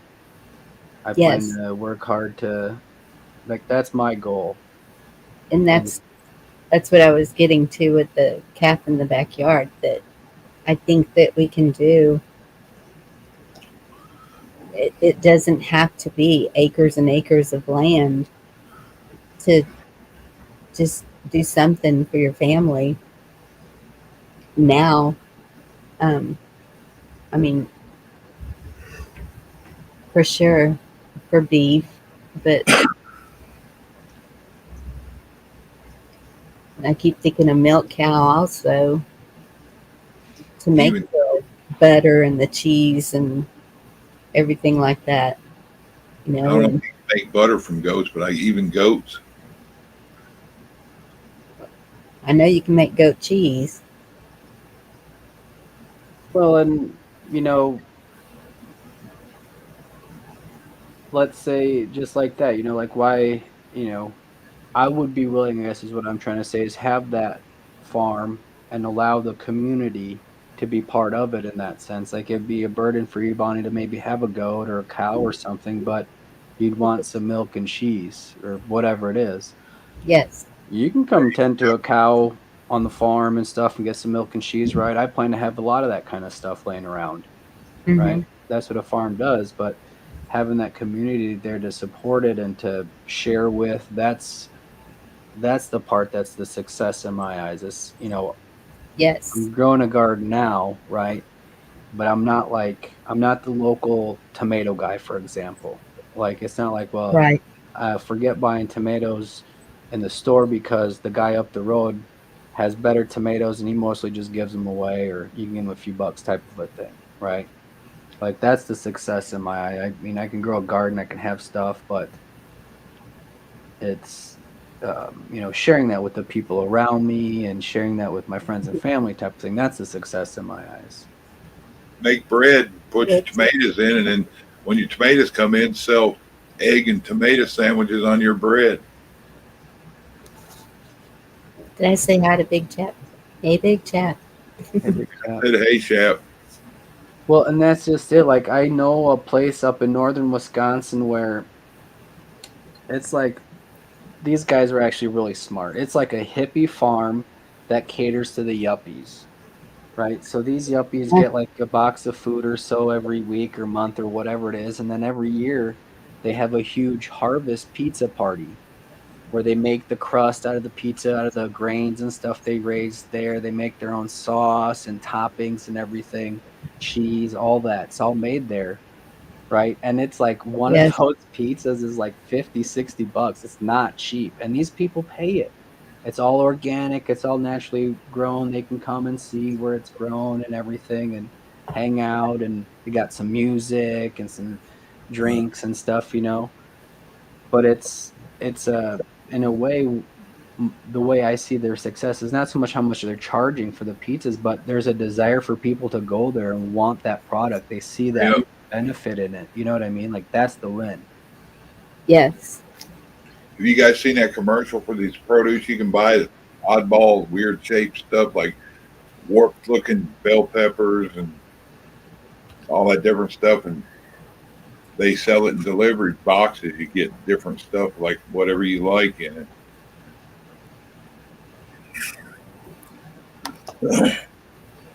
Huh. Warped bell peppers. Just It 'cause they're yeah, odd shaped. yeah, odd shape, different. It's No. it, Okay. it's like say a potato. It's not the pretty egg Right. shaped potato, oval shaped potato, whatever you want to call it. It could be knotted and bent, and It's like the carrot that looks like it has a little thingy. yeah, or has two legs. Like weird stuff like that. That's weird, but Hey, we had a heart shaped potato. That's what they stuff like that because it's non-desirable. The places when they buy the produce pick over that stuff, so Yeah. this place pulls it out and sells it at a discount, and people buy it by the box of it. Well, it is kind of hard to peel when it's got that crease in it. And Yeah, I'll sit that, there and wiggle back and forth, but I learn now when I get them, I put the peeler down and get a paring knife and just or just put the peel in with it. get that or Scratch cut it it, good. And, cut that part in half and then peel it. yeah. And so, what John's saying, I've heard that too, that they don't want to see the technology go away. I don't think that it would completely go away, but at the same time, we've seen how it can be used for total evil. So that's mm, I don't know. I don't want to live like the Jetsons. well, Yeah, yeah. I mean, sorry, I'd Jim. rather live like Little House on the Prairie. My ideal thing, I think I told you all this the other day, with the Waltons. I used to love the Waltons growing up. I was like, I'd love to live there. Yes. Yeah. And that's the thing is I think that's why I was so close to my grandmother is was doing all those things with her. And that's what I said about the boys. If they're working with their grandfathers, their fathers, whoever's out there doing the work, it it builds that bond too. And that's the community bond. When you're all working together towards the same goal, it just makes you closer together. Back I remember the once a month dances, and everybody would couldn't wait till that time of the month when you go to the dance hall, and it's probably the first shower they got and who knows when or whatever. And not really, but Look at the Amish. And at what time does me and Bonnie need to show up? You got corned beef, red potatoes, carrots, and cabbage. oh, sounds. But that's it. Is I mean, I can remember. Well, I can't remember. You see it in movies. Two dresses, one for church, one for home. That's why the Amish are so close, because they do everything together when it comes to building houses and barns and Everything really. planting. Yeah, They have man. interaction with one another. I saw them move a building, and there were at least 100 men inside that building, and they had taken out the floor, but it had the beams across it, and That was the one where they walked. It looked like about a half a mile and put it on a lot. yes, from the outside you just see this building moving, but from the inside it's like lift, walk, walk, walk, walk, walk, walk, set it down, set it down. They're all Right, right behind. down the little highway. It was a 2-lane highway right down the middle of it. Hmm. And then when they had to turn it, oh my goodness. But what is that? That is perseverance. That is determination. We're going to move this building no matter how we have to move it. And they just do it. Yeah, it's nasty. I think it's bias. I don't know. I need to be excused for just a second. I'll be right back. All that whitish yellow looking area, that's all tornado watch stuff. Your cat's probably going nuts.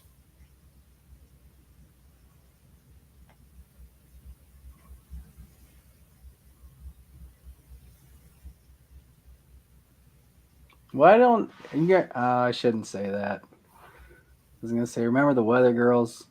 Weather was always more interesting when there was a female doing the weather. In my humble opinion, of course. I might be wrong. Yeah. Some of it now they got them on different channels where they bathe in suits or whatever.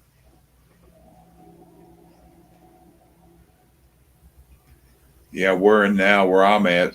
Just got in the blue part. And I hope y'all can see it. I'm right there.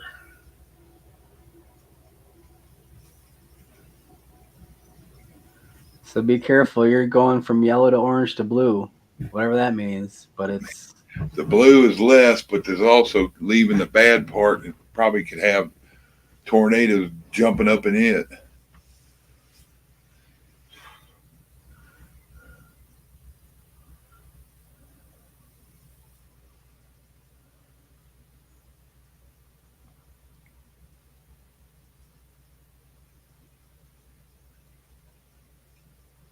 well, he can't. That's not fair. He's making the blue bigger, dude. I'd be upset. Did you see that? He just made the storm bigger.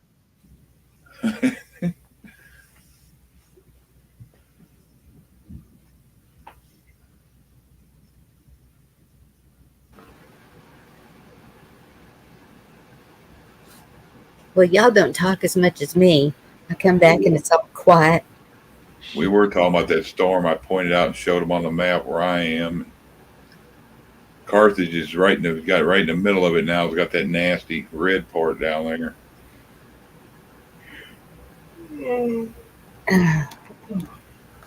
Is that close to rescue? He's down further by you. And from what I'm seeing, I see Austin that was in the tail of it earlier, but it probably passed by now.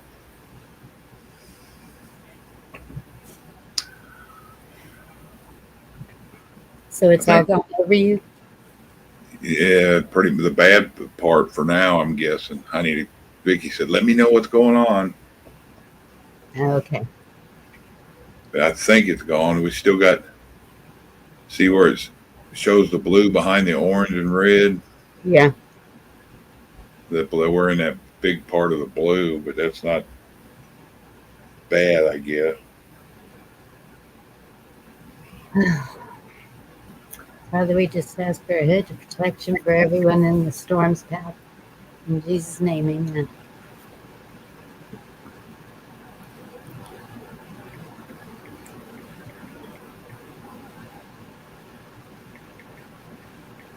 Yeah, everybody else can get snow. Are you going to get snow, Ronan? They said rain. I don't know about the snow.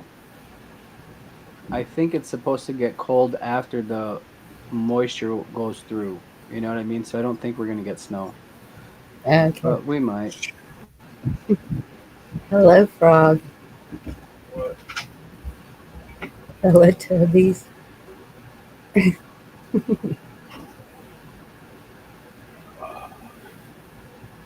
ain't never seen him jump up that fast.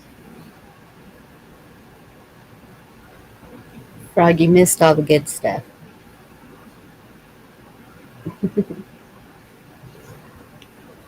That's what it's all about, the cat.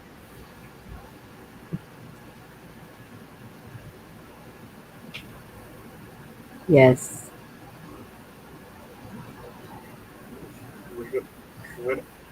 Yeah, that's me. I do buckets, containers, whatever. And so, yeah, I don't plant enough that would benefit neighbors much. So that's what I'm trying to think of. What? It might not be the actual like fruit from a plant that you can give your neighbors, but in doing what you're doing, you might inspire them to do the same. Right. So like right now you're doing container planting.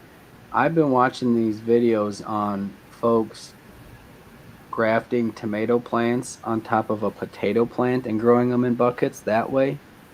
And in doing so, harvesting tomatoes from the top, potatoes from the bottom. So you're able to double that, food production, if you will. But the idea is first, if you get more people, just doing their own little container gardens off their porches and balconies and stuff, and then they can take that next step into grafting, right? And producing more out of those from what they have. If they so find, value in doing that, I guess. That's the thing. I mean, it's not about the groceries, I guess. You're not going to ever harvest enough tomatoes to be, I don't know, rich or anything like that, but it's satisfying. Right.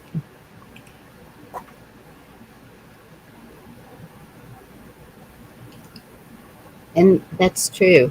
I mean, I could, when I'm learn how to do the seeds and start collecting seeds out of what I've planted, I could maybe share some of those with the one neighbor that I know would do it.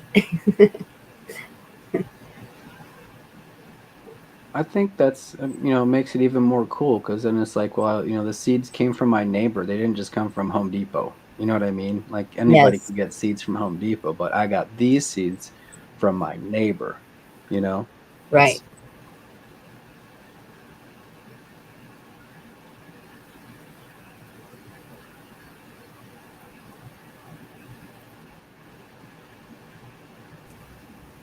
That's me coming in.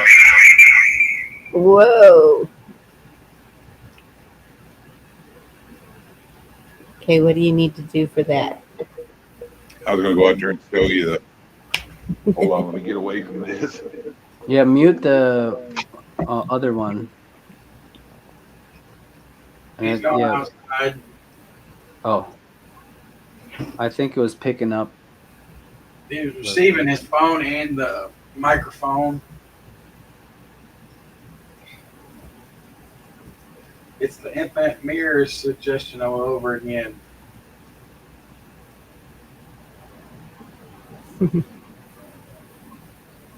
Lemon trees, if you can see them. I got a couple of them ain't wanting to come back. One's coming back over there, but hell, one of them things almost 2 foot long. There's that Cool. beet I was telling you all about. That sucker's still thriving. That's a huge bee. That's awesome. Good. There's them tomatoes. I got them right here. Those are Cherokee purple. Let me see. I forget this one over here. I think it's a beefsteak.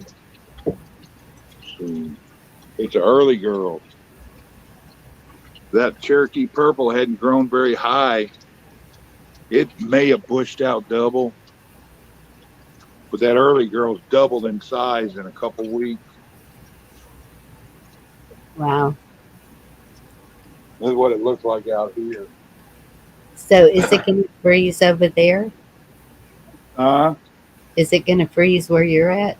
I don't know. Hope 'Cause- not. I'm gonna have to tin it up again, but Yeah. this time I found my little wood burning heater. I'll rig it up with a stack on it. If I got to and the power goes out, I'll put it in there where it's tinted in that plastic and keep it warm. Yeah.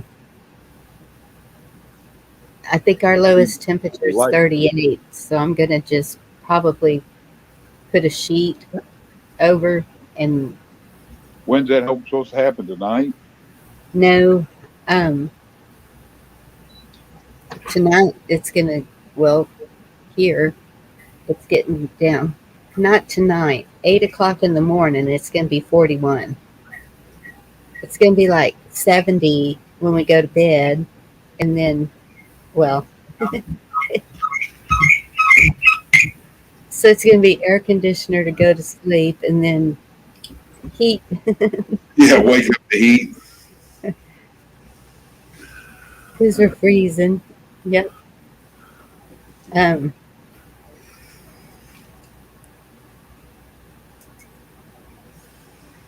Oh, you already got 43, David. Ooh. It's still hot here. It's 70. It's 65 here, but I don't know what they're calling for. Let me look. Well, now they're saying it's 39 is our low. Oh, I have special weather. I just checked my weather. You know, like you go to the weather channel and you put in your zip code and all that. Yes. They say I have special weather. Gusty winds 35 to 45 miles an hour till Friday at 12 a.m. Special. Yeah, Got special weather. I'm special. I have special weather. See, they know me. That's okay. Well, Sunday it says I'm going to be at 35.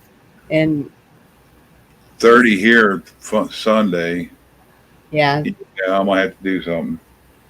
I'm just going to put a sheet over mine. I don't think that one night is going to hurt them. It's Send better them safe than sorry. You could take the sheet off once the sun's out, you know, in the morning type of a thing. It's at night there might frost, and that'll just Yep. then If just anything, put you a little light bulb in there with it. Plug Yeah. a lamp in, and that's what I did. Mine had 2 of them in there, and it was fine with that 20-degree weather until the power went out for 6 hours. Yeah. Well, I don't have any way to put a lamp in there, but no. Yeah, as long as you keep that frost off the leaves, they'll be fine. yeah, I think so.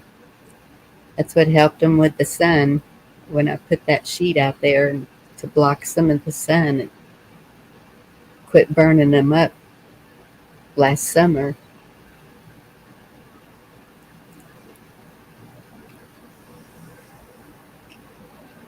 that's going to be something more and more people, I think, are going to have to do stuff like that, or plant your gardens along a forest line to Hmm. where they, full hour in a garden. I'm sorry, full sunlight, I think they say is 8 hours. And in the summer out here, they're getting over 12, 14 plus hours of light, of, hot sunlight, I should say, beating on them. Yeah. I need to give me some of that frosted corrugated plastic that the sun will come through, but you can't see through. Yeah. And that end of the tomatoes, I need to run me a thing off there and close it in and make me a little greenhouse area there. It's a good idea.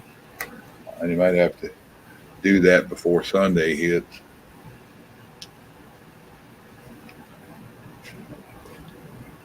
I do that, I'll build me a sill plate and put on there and put that little wood burner in there in the middle of it. And if it gets bad, I'll just keep a little fire going. Hell, all it is a little potbelly stove. I made it out of a grill tank, one of them propane tanks. Used to use it in that one shed back there, small shed I got. It's like 10 by 20. I used to keep it warm. We'd go out there and sit out there and smoke and play darts and stuff. Yeah.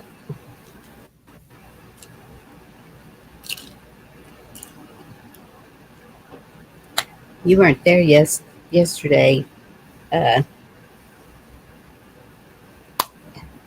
doctor's leaving, and so he's making sure everybody gets refills to last to find another doctor and all this stuff. And so going to the pharmacies,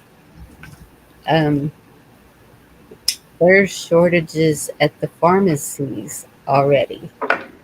And Yep. so I'm trying to wean off of this one thing. Is that the ones we talked about? Yep. And so I might be crazy for Get them if you can. If your insurance covers it, and put them up in case you need them. Just because you got them don't mean you have to take them, but if there's always good to have them if you do need them. We already knew you were crazy. hey now. I'll show you crazy, White. You must not know my mom very well. I think we'd get along real well. Yeah. Hell, I don't remember if I text Vicky or not. You did. It was before you went out. I think she'd have my back too.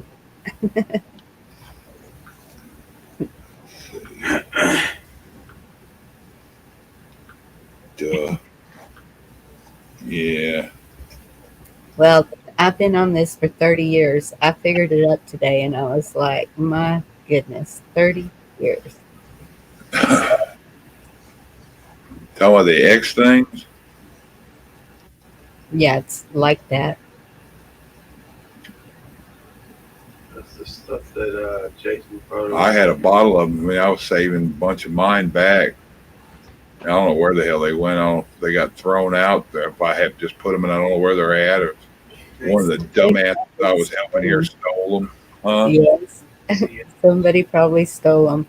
You know, that's what I was going to say a while ago when we were talking about people you can't trust.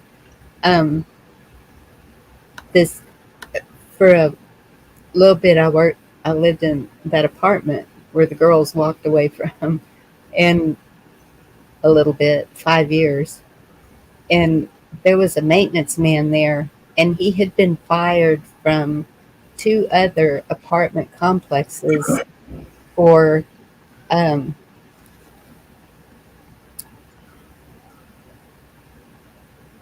being a perv. And so they put him at this other apartment, and like I was probably the youngest person there. It was a lot of elderly people living there and disabled. And So he finally got fired there when everybody started speaking up. I never would let him in unless somebody was there with me. But he was the maintenance man, so once a month he had to change out the filters and check the light bulbs and stuff like that. But um, yeah, and the girls knew to stay away from him. And then the next one they hired after he was fired would steal the elderly people's drugs. I mean, it's Yeah. I don't know who they have now. It's, I think he needed a limp. When I was doing open houses and stuff like that, I would always tell people to make sure they take their medications with them when I was having the open house, because there would be people that would specifically go to open houses just to go through the cupboards and see what they could steal as far as medication goes. Yeah, they'll play like, I want to see how big the cabinets are and look at the bathroom, and then always somebody wanders off. Well, they have a strategy. It's never a one-on-one thing, because then, I'd be able to walk around, talk with them just about anything, and then, that kind of thing. But they would wait till it was real busy, right? And they would see me talking to somebody. And one time I caught an older lady in the act, and I was stunned. I was actually helping another agent have this open house, and she knew there was going to be a lot of people there. And I said, no problem, I'll hang out. No big deal, just a couple hours, no big deal. And this agent was much older than me, knew the ropes, and she saw this lady come in. She was talking, the agent was talking to some people, showing them around, and she kind of gave me the look and looked at this lady like, keep an eye on her.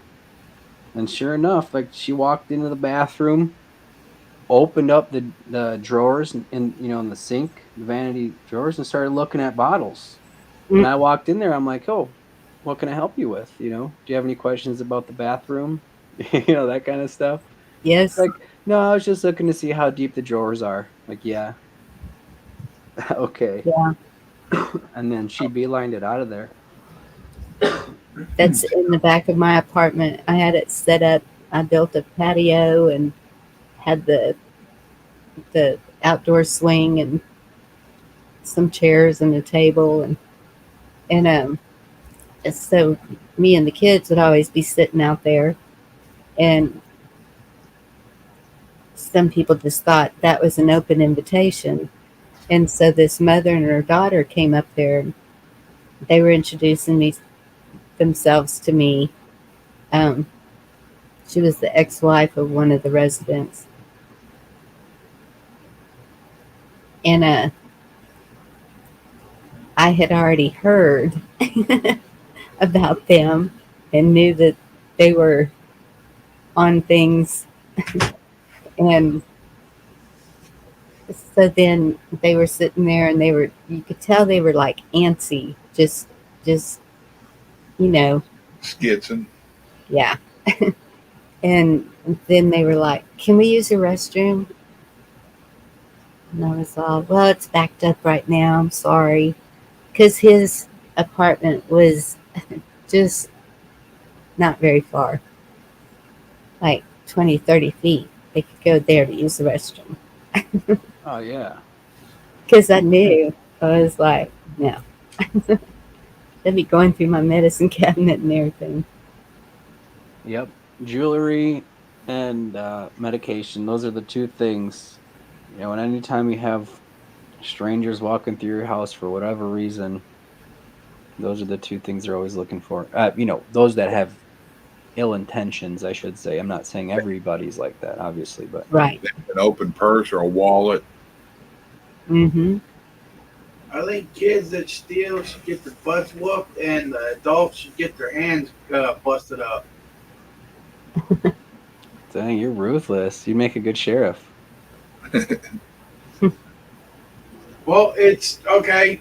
It's you got one hand, bust that one up. Okay, you do it again, bust that one up. Next one, all right. You had your 2 warnings. You're going to jail. Three Yeah, like, strikes, you're out, right? I forget one of those Arab countries over there. They catch you stealing, they cut your hand off. Yeah. That's what Vlad the Impaler did. With they had a golden cup on their, the town's well up there. Everybody drank out of it. It wasn't abnormal to have a cup at the well that everybody in town drank out of anyway. His was gold. No one bothered to even think about stealing it because they knew if you stole, you lost your hand. You did it again.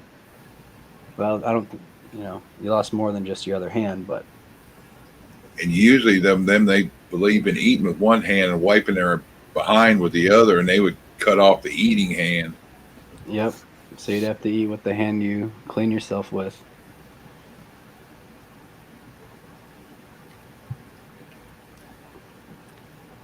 Thank you, Decat. I love the people that come here. And they are very helpful.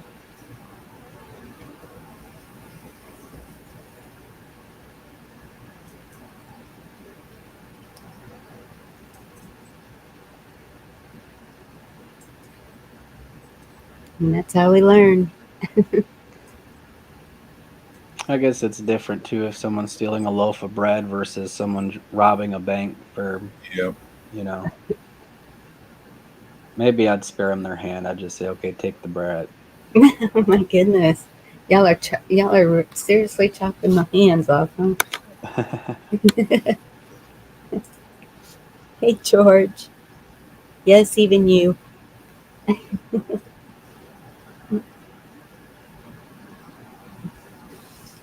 Let's see. Oops and ops. Is it ops or oops? I think it's ops. Like optics, like, I'm sending a message. No one, you think someone's can see, someone's hands being chopped off and consider stealing the same way? Big Chat, since he came through a minute ago, I don't know if he's still here. He put up a meme, and it said it was Germany, Nuremberg time, Yeah, Nuremberg trials. had all these nooses in the line, and I was like, and what surprises me though, and I know I understand totally. I mean, it is heartbreaking what has been done, and we know what it is. It's out and out. Can we say murder? I don't know, but yeah. And so I understand that, and I understand, but man, that's a hard one for me to digest. Is the um, executions? It just It's a tough pill for me to swallow too, Bonnie. I'll be honest. I have no problem with kenneling them up like cut dogs and just letting them live out the rest of their days there, just them and God, yes, type and of thing. If they want to repent in that time, again, that's between them and God, but they're not coming out of that kennel. yeah, and I guess being a believer and strong in that is where I have a hard time with it, because thou shalt not kill is it doesn't say unless it's just that, but at the same time protecting.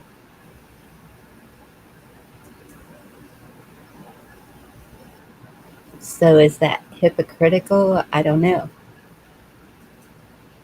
Well, it's one thing catching someone in the heat of the crime. It's another thing looking at the facts and listening to the stories and trying to figure out what happened and trying someone in that sense. I'll give you Right. an example.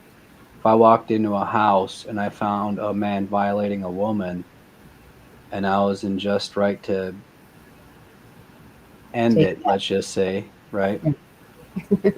I would be maybe inclined to do so, right?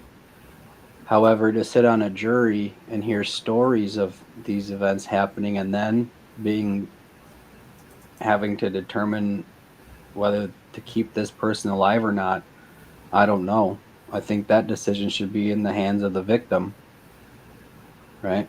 But Yeah. nevertheless, I like my kennel idea. Just keep them. It's simple, cheap.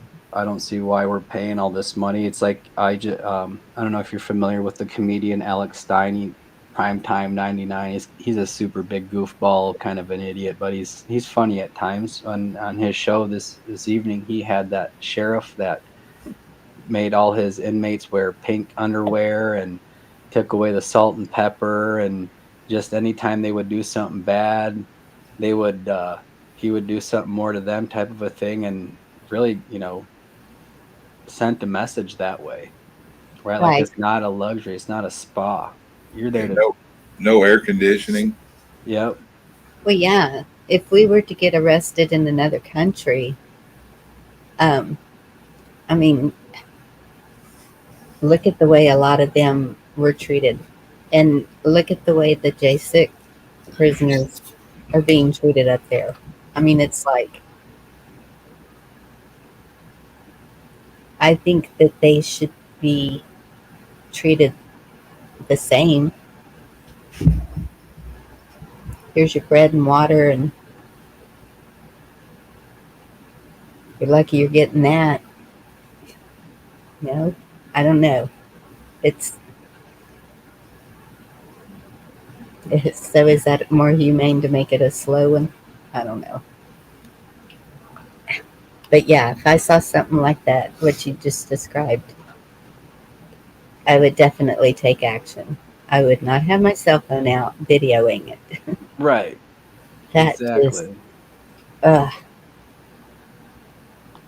And in those moments, I think that's when justice is mostly is I guess that those are the actions that are the most just, I guess, in those moments. And I have no problem if the victim's like, you know what, give me this piece, I'm gonna settle it myself. That's not my business. you know. If that man took it upon himself to do that to somebody, he has it coming. I'm not disagreeing with that. yeah, However,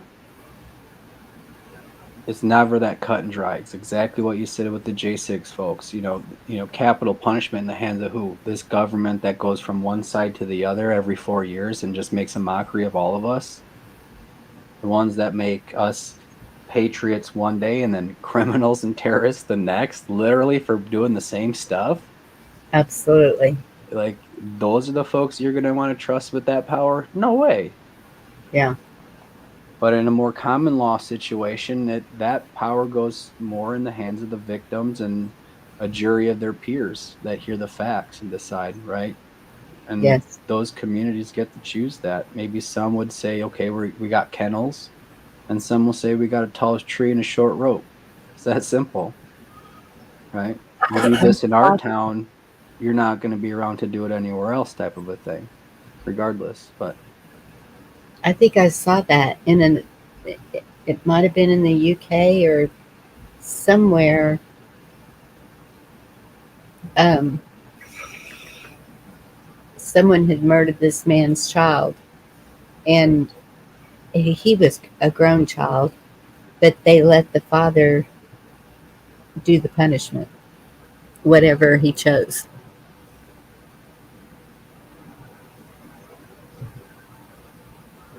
I don't have a problem with that. I think Yeah. that's fair.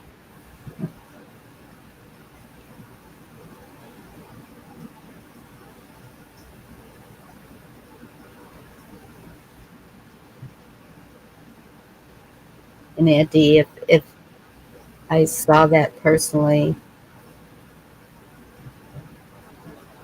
I would deal with it. And Echo has a good point there too, where they're raised in that way, right? It's normal to them, Yes. right? However,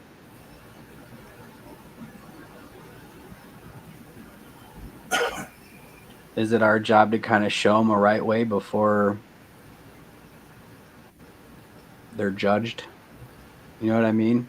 Yes. Like, should people have a chance to repent, type of a thing? Yeah.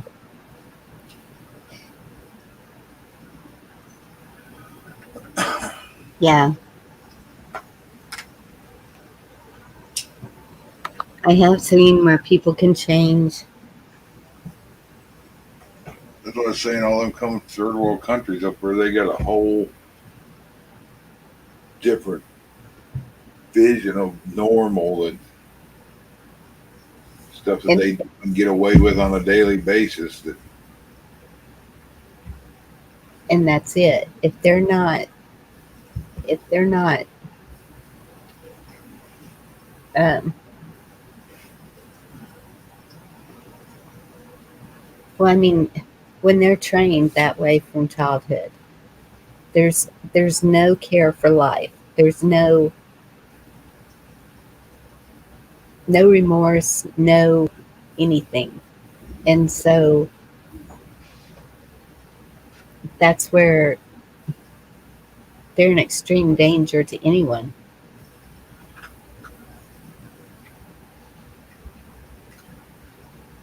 And have y'all noticed these things that have been happening lately?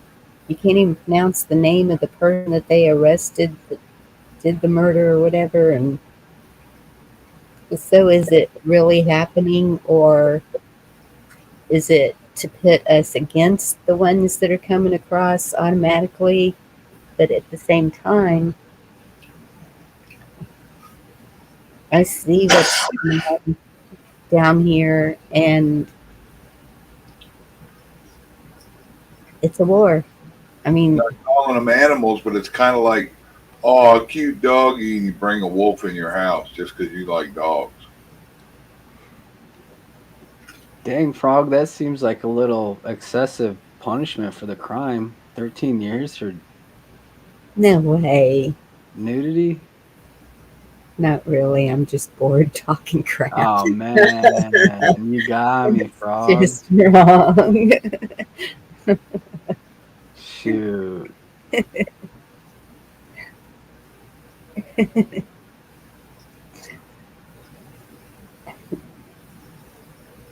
Mm-mm.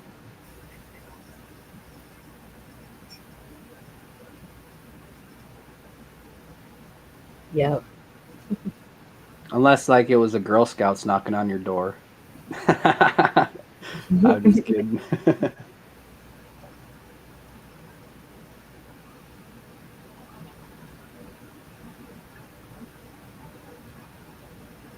Ew. I believe you, Echo. I think there are some things that are beyond my comprehension that have happened in this world. I've been blessed. I'm not gonna lie. Like I don't know a day where I've gone hungry because I didn't have food to eat. I am blessed. I'm not gonna lie about that. And I know that there are monsters in this world that one death isn't enough for them. And I Yeah. believe that, there are things way beyond my comprehension that God has protected me from, and I'm grateful to him for that. Yeah, a lot of them come from a country. If a kid steals an apple from a cart from a poacher, they can kill, or from somebody selling, they can kill them for it. That's sad.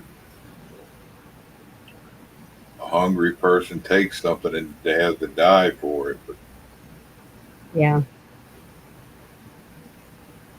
Well, Well, and that's, sorry, Bonnie. Go I'm ahead. sorry. But that's where it comes to courtesy and having some morals. You ask, you know? I think you would get more out of people if you asked. Maybe. I don't know. I mean, I have lived on the street. I have gone hungry. But I didn't go stealing anything. It was just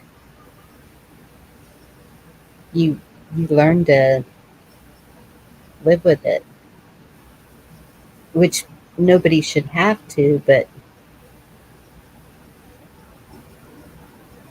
it's not impossible.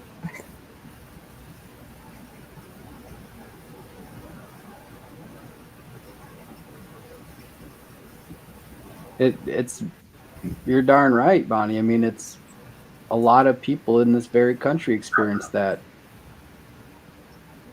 Yeah. Um, and I mean, it's my testimony that because of God's grace in my life, I haven't. You know, I've never had steak every day. I'm not saying I had, lobster and shrimp and all this stuff. No, but Always been food there. God's always been gracious to me. Absolutely. And, I know that if for whatever reason I didn't or I couldn't afford it or something, I know there's people in my life that I could turn to for help, right? And even if it's hard, whether it's my local community or my family or something, and even that is a blessing in and of itself to have that, right? Yes. Yeah, my friends growing up, my dad made good money until he got hurt. But even before then, a friend would want to stay all night and he'd stay over and eat dinner. And it was like, you guys eat poor food because my dad was from Tennessee and he loved brown beans, fried potatoes, cornbread, and some kind of meat. Maybe have sliced tomatoes or whatever. Mhm. They're like, y'all eat like poor people. Well, yeah, and that was when I was young. Now I do know those people. When I had to have an emergency appendectomy, um, my kids were taken care of. The house was clean. When I got out of the hospital and got home, meals were brought for like a whole week and twice a day. And it wasn't just something you put in the microwave or oven or whatever. It was it was a full meal, 3-course meal with desserts, peach cobblers, and oh my goodness, it wanted me to get my strength back to take care of them kids. Then they tried that food. They're used to spaghetti and pizzas, the frozen pizzas and hamburger helper and all that kind of crap back then. I'm like, no, them mom and dad make sure there's hot meals and it's real food. It's not. We'd have that stuff sometime, but it was we were gone somewhere or whatever. Mom would grab the hamburger out frozen from the freezer and make up a thing of hamburger helper or something. But usually there was still a pot of beans in there, cornbread somewhere. Could have had that. But Yeah. remember, Dad, as a treat, he'd go get glass of milk with a piece of cornbread in it and eat it. Yeah, my mother-in-law used to do that. I tried it. Now, Yeah, it wasn't nothing fancy to me either. He goes, I was raised up. A lot of the older folks used to put it in buttermilk. yeah. Well, it's not. It doesn't bother me if it's fancy or not. I just, I'm just saying, Dad thought it was. He loved that. yeah. So did my mother-in-law. That was dessert to her. But I just, I just don't like cornbread. Yeah, I know. I don't like corn. I don't know why corn seems to be the um, what is it called? The main grain. And it's useless pretty much unless you break the skin on it. And you get a Yeah, little bit out of it in cornmeal. But I don't Yeah, even my know. If mom makes polenta. And it's freaking good. Like she makes it like a lot of different ways. She'll do it where it's like layers of layered polenta, layered cheese, layered polenta, different kind of cheese, kind of like lasagna that way. mm, She'll make it where it's like a little more firm to put like this chicken gravy stuff she makes on it. And then like there's always just like cold polenta that's like hardened a little bit. It's not hard, but it's like solid, I should say. You put that in with milk, and I've always liked that. I mean, it was always tasted good to me. Probably like the cornbread and milk, same concept. Yeah, the kids here, Vicky makes cornbread one way, but she'll put a little bit of sugar in it when she makes it. But she likes hers hot. She'll slice it down the middle and put butter in it. The kids like it when I make it. They still put butter on it, but I'll add a little molasses and a little bit of some kind of syrup. They call it corn cake. Even their friends used to love it. I'd have to make two big old pans of it because they just wreck the hell out of it. That's how my mom still cooks to this day. Like everything is in large portions. You know, she's just used to having a bunch of kids and a bunch of mouths to feed. I mean, she'd make a giant pot of soup. It'd always be good. She had a million different recipes or whatever, Mhm. meatballs and different stuff, all kinds of goodness in there.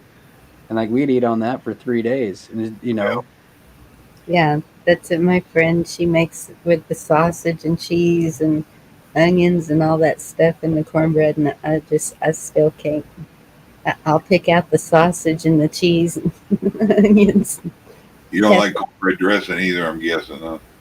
You know what? That's what's weird. I do if it's got everything piled on it, the turkey and the gravy and the Yeah, when I then make mine, it's weird how mine comes out because I'll make a bunch of the cornbread up, then I chop it and grind it up almost all down to look like somebody just stomped a cake to pieces. But and then I it's put a lot of onions in it. Then I'll cut the hen all up in it, and I'll sage a lot of sage, and it's all by sight and smell. And then I'll finally taste it before I yeah, bake it. and And I gotta have the turkey on top of that, then gravy. Then I gotta have my cranberry sauce right there on it with it. so wait. When you say cornbread dressing, you make it just cornbread dressing? Yeah, I don't put I put the hen all in it, but then I'll make a gallon and a half of gravy and then sliced turkey with it. I don't put that there No. together, but it's got the onion and the hen and all the seasonings and stuff. And sometimes I'll put eggs in it, like sliced up boiled eggs. Okay, we make it totally different. Cornbread dressing to me is just because it has cornbread in it. But I use day old bread. Um, even I'll just, those brown and serve rolls you can get for 99 cents. Well, you used to could. I don't know now. And so it's mostly that, not mostly cornbread. So there's not much cornbread in there and then with the onions and the celery and all that stuff, you can't taste the cornbread. I use Jiffy, which is basically half flour, half cornmeal. Mm. so is it like a taste thing or like a texture thing, Bonnie? It's the taste. I don't like corn. I don't like cornbread. Just don't like it. Huh. And what value is it? They say not very much. It's a filler, really, just to fill your Yeah, belly, you know. they don't really even call it a vegetable. It's just like, but and that's what I never could understand the cornfields. Why everybody wanted these fields of corn, but at the same time, I love corn tortillas. So that's kind of odd. But They're a little more salty. Cornbread's kind of sweet. Hey, Ron, I ain't seen you in forever. Last time I saw you was over on rescues. hey, Ron, good to see you. Yeah, I I love just all chips. mm-hmm. Well, yeah, and the chips, I guess they're corn chips and salsa. Um, if I'm buying them, I get the white. I don't know what the difference is, but it just tastes better to me. But Fritos corn chips, I used to eat the crud out of those. I don't eat them anymore. I don't know.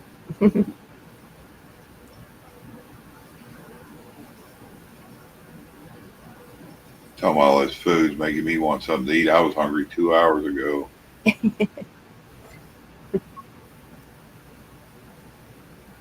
Yeah, I have a loose tooth that's not meeting up right. Something like that. Eaten with a straw.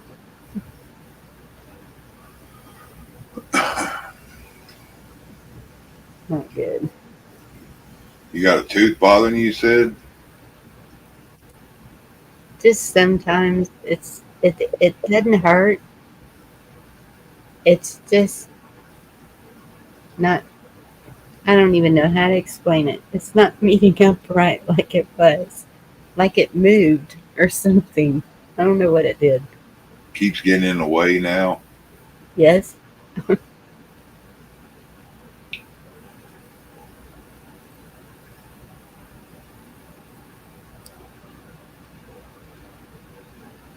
Ooh, oysters.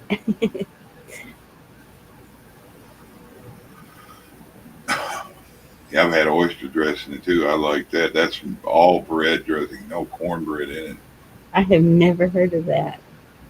It's good. Another one I like is seafood dressing, where you can't have the seafood, but No, but maybe crab and shrimp and oh my goodness. Well, I wish I would have known that when I was able to eat it.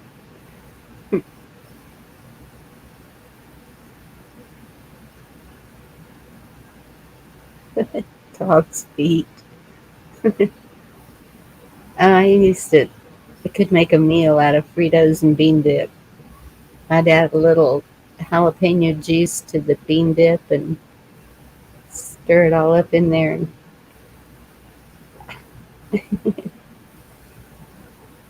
Ron said his teeth used to hurt him, but they had 27 pulled at one time. No dentist needed now. oh my goodness. You know what? That's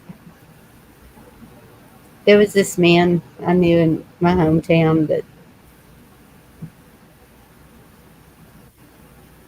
uh,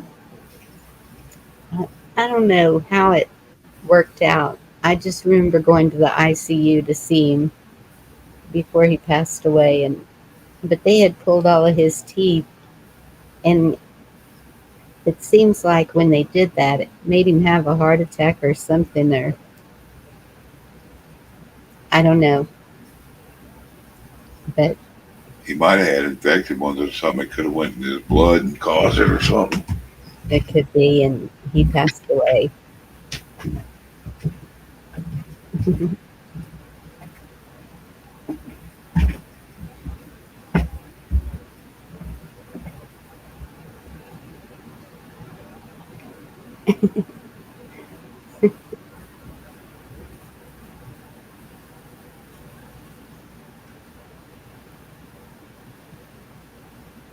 Coconut oil. I just ordered some. I've been using coconut oil recently too for my gums and stuff, and it helps me. Mm. I don't know if you're supposed to or not, but I squirted a little peroxide on my toothbrush too when I Well, brushed my teeth. yeah, I brushed my teeth with baking soda and peroxide. Just put the baking soda in my hand and pour a little peroxide and make like a paste. And um, Yep. my grandmother got me doing that. She had a gum disease, I think, or something, and that's what they told her to do, and cleared it up. And so that's just what I've used all my life. And then yeah, like Eddie is saying, to swish the coconut oil around in your mouth, and then when you spit it out, don't spit it in the sink because it can clog up your drains. Spit it in the trash can or something. Oh, okay. But like you swish it Good to know. around in there, like kind of like mouthwash, like kind of like it pulls stuff out. It's called oil pulling, I think, and it does it. If there's stuff in between your teeth, it's better than flossing in my experience. Like then it's easier on your gums. It's supposed to be healthy for them, and they say it could Yeah, help rebuild it and stuff. But I've heard of the oil pulling, and I was kind of wondering about the olive oil. I tried with olive oil, and I find that olive oil is thicker. The coconut oil seems a little bit thinner for some reason. I don't know Okay. if that's different or not, but I think with the with the olive oil, I think I got like you get in there more, it kind of gets more out, maybe. But it and at the end of the day, it's just coconut oil and olive oil. It can't hurt you none. You're spitting it out. You know what I mean? Right. It's actually good for your digestion, even if you ate it. Yeah, the especially like the olive oil. When I remember going to like Italian restaurants and stuff where you get served a plate of oil and a thing of bread, and you smear the bread in the oil and you eat that before you get your meal. They say it's supposed to like coat your intestines or something. I don't know if that part's true, Mhm. but it tasted good. It was awesome, fresh baked bread and warm up the oil, and it's tasty. Oh yeah, I take vitamin C, and I do use warm salt water. Yeah, on my salads, that's the only kind of dressing I used to like was vinegar and oil. Just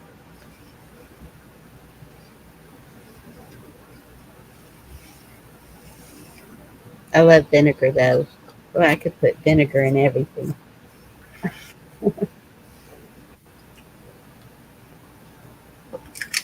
And pickles,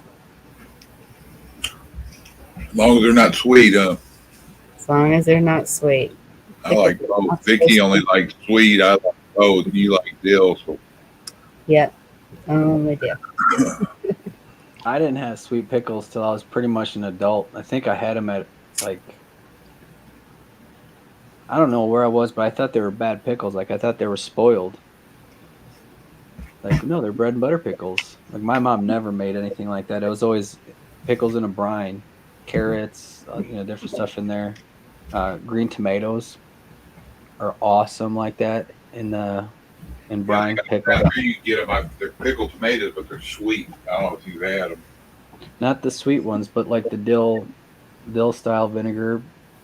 You know the little tiny gherkin pickles that how sweet they are. You ever had them little sweet gherkins? Yeah, the That, baby dills. I think. these are the Or little tiny sweet. There might some of them might be an inch long at that. But anyway, that's sort of what that tomato.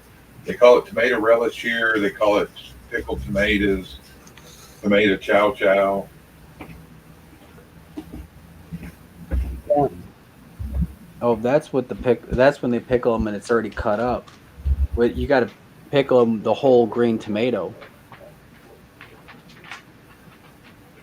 yeah, we take apple cider vinegar. Apple cider vinegar is good for everything. That's what got rid of that thing on my arm, whatever it was. I'll be right back. I gotta let my pooch out.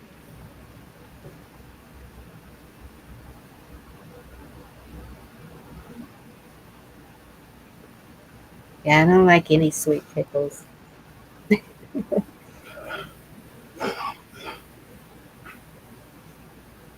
I don't think I even,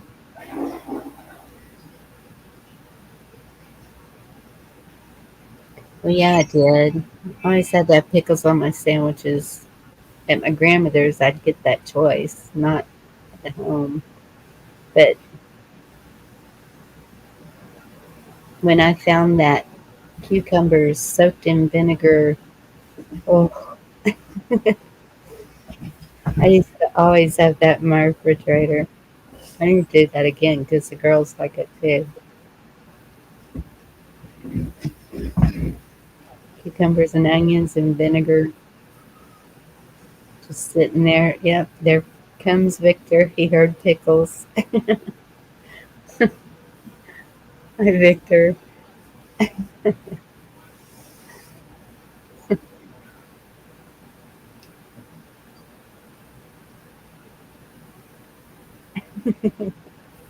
Hey, Victor.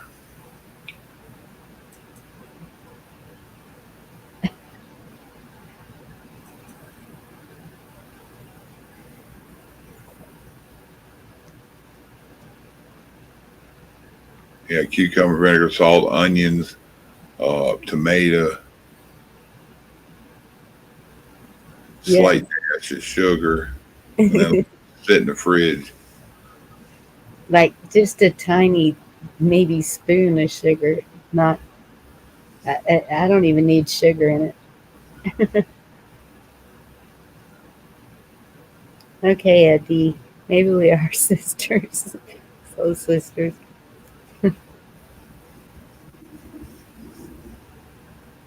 Makes me want a pickle. I used to make my mom buy, she would go to the commissary and ask if there was anything special I wanted, a gallon of pickles. And so I got a gallon of pickles a week. I'd try and make them last the whole week. And my boys growing up, they shit them were gone in a day or two. Good night, David. Hmm. Night, David. You be safe. Quit working so hard.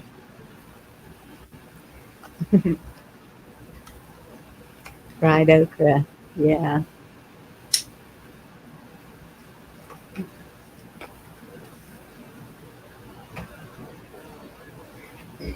Yeah, but then even fried okra, I peel the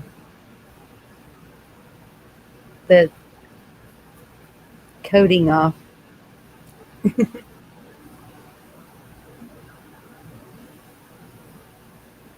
Yeah, you guys, you earlier on, Ronan, when you were talking about the restaurant where you dipped the bread in olive oil before your food got there, that was Yeah. a lot of tomato stuff. It's bad for you. It's polyphenols in it that it just tears your stomach up, bad for ulcers.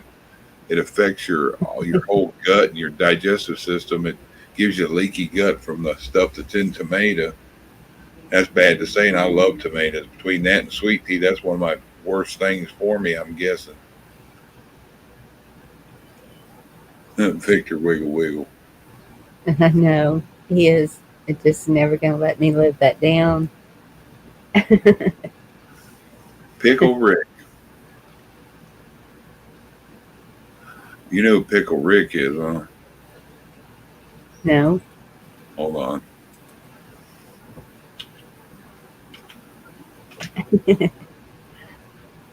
They're getting hungry now. Midnight snack time.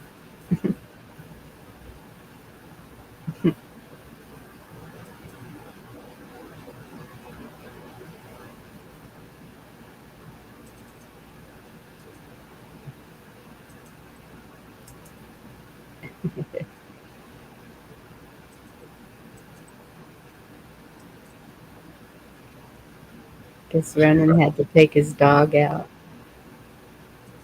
See if I can get it on here. It's going to Taco Bell now. You're not going to bed.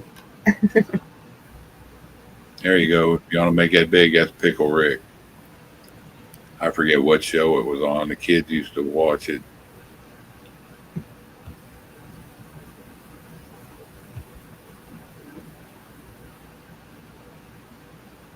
Was it Veggie Tales? I'm Or not sure. One of them shows the kids used to watch. I can't.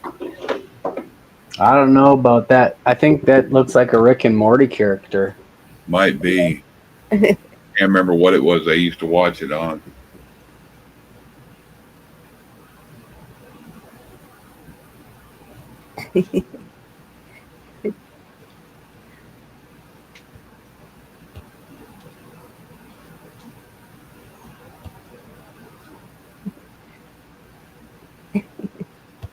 I'm freaking her out. That's cute.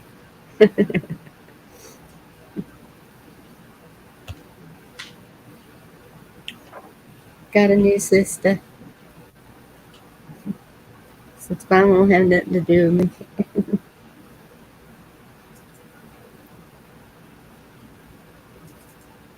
I'm sorry about that. If there was an echo, I forgot to switch to my headphones. Oh, I didn't hear it. Yeah, we still got an echo. She had cheese a minute ago. Yeah, Brew. My friend, that's how she's happy with just cheese and bread and mayonnaise. I'm like, yeah. I like the cheese and the bread, but mayonnaise has always been kind of weird to me. I don't hate it, you know what I mean? But Hell, I used to eat mustard mayonnaise sandwich when I was a kid. A buddy of mine, they did that at their house. They'd sprinkle garlic powder, put mustard on one side, mayonnaise the other, sprinkle garlic powder, and have a jam sandwich. Yeah. But I do like. I'll get a little bit of ketchup, but I prefer real mayonnaise with French fries when I eat them. Mexican pizza sounds all right. Bean burrito would be real good with a lot of onions on it right now. That it when I used to go to Taco Bell, there's a dance hall. Goodness, it's like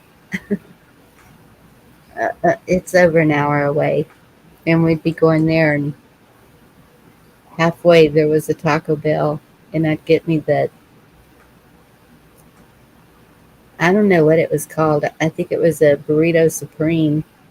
It was big, and it had chicken and rice and beans and sour cream. It had everything already stuffed in it, and I'd eat that before we went there. Yeah, David, but gas would make you pedal faster. turbo blast. Yeah, I always used to worry about when he'd send me his rides and how far he went already, and I'm like, damn, I hope he don't have a heat stroke out there. Because he'd be out there in the middle of summer, fucking 120-degree heat index, riding a bike. Yeah. We don't have to worry about David and all this. He'll make it. Hot, cold, whatever.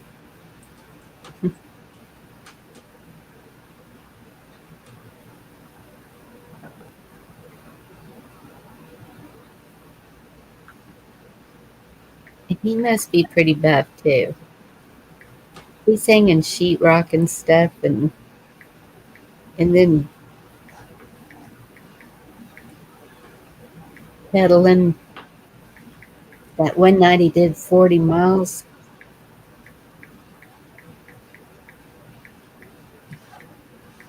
Hey, Double I. Good to see you.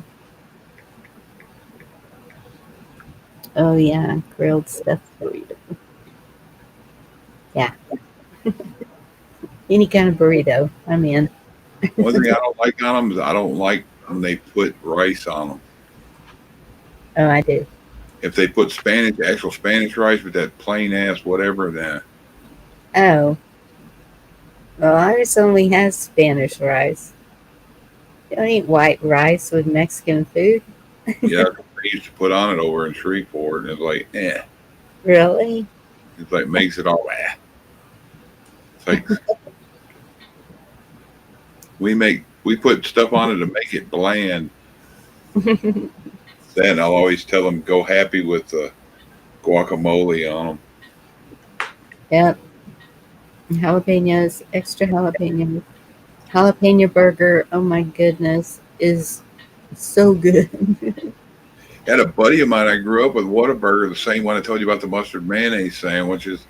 He'd go to Whataburger and he'd tell him no lettuce, no tomatoes. He goes, put mayonnaise and mustard on it. And he goes, I want you to put so many jalapenos on it that it looks like you got the lettuce and tomatoes on there. And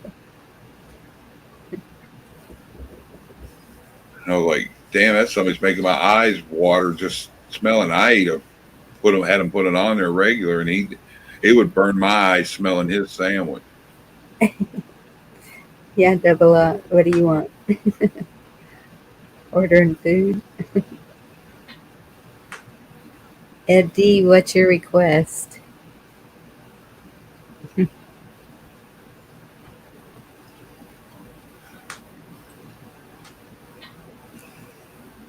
I watched some people from New Orleans the other day make gumbo, and they used just 2 different kinds of smoked sausage and ham in it.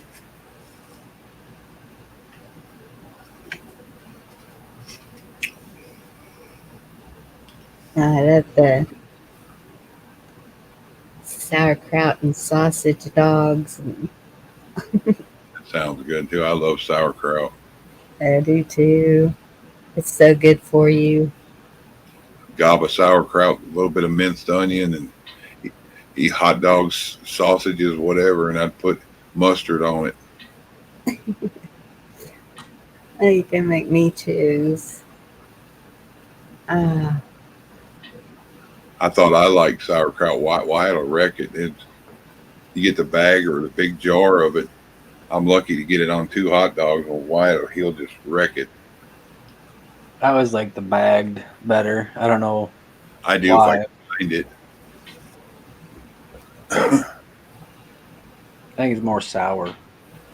Yeah, my mom used to when she'd make pork ribs with sauerkraut. It's some, I don't know if it's Polish or Czechoslovakian or some one of those, but she'd wash the sauerkraut out and then she'd put applesauce in with it right before it was done. It was weird, but it was awesome. My mom, when she makes the cabbage rolls, she uses the bagged sauerkraut on the Yeah, top, and she boils it all in there with the cabbage rolls. She boils them in, that liquid and stuff with ham hocks. So it gives it a little bit of that smoky, like smoked ham hocks anyway. So it gives it that smoky flavors. smoky sour. kimchi. What's that? That's a hot cabbage stuff. It's like kind of like coleslaw, is sauerkrauty. Yeah, it's good. It Has a bite. sounds good. You can get it spicy too. I don't know if you might be able to find it at a big grocery store around you. Maybe Walmart will have it.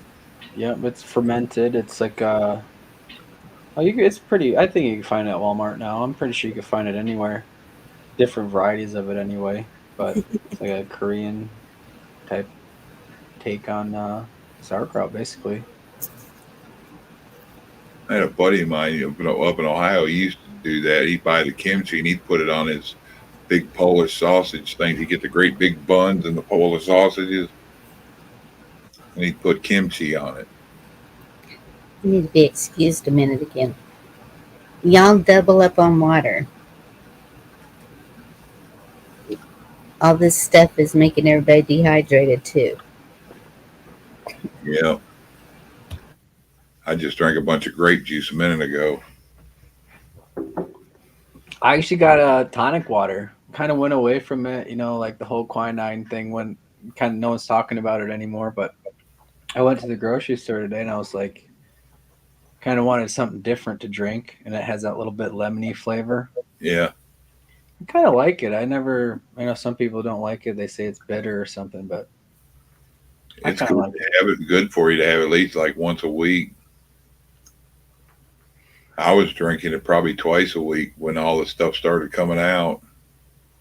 Yeah, I made the whole, lemon.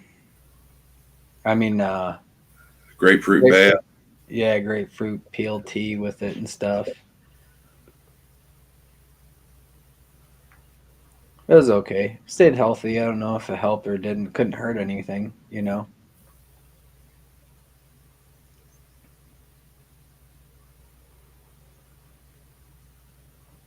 It's good energy though. I'll tell you that for sure. Yeah. Like when I was taking it every morning, just a shot glass, bam.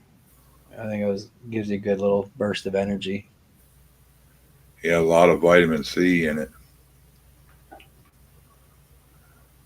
Grape juice makes green poop. Interesting. That's science right there. Easter egg poop.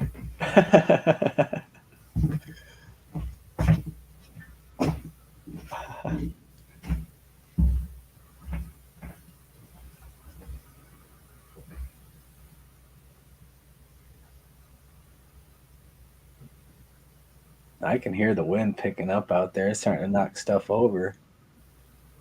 Well, hopefully it's not knocking stuff over, but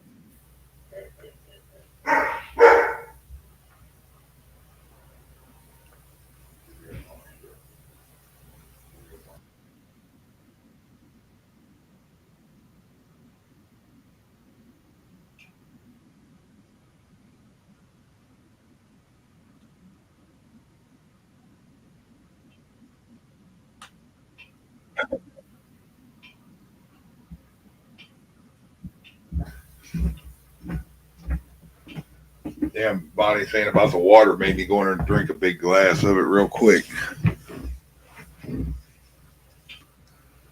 Yeah, that German Shepherd, that was one of mine in there. He heard me laugh when I went in the kitchen and barked.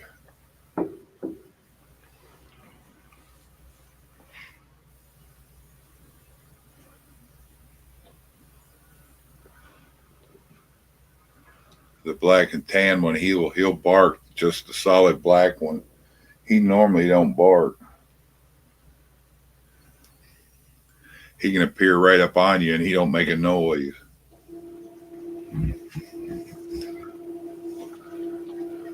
Be kind of freaky to me if it wasn't my dog. That's all right. He needs to let him know. You know, to think twice. Yeah. Give an honest man a chance to turn around. I'm gonna try that, Eddie.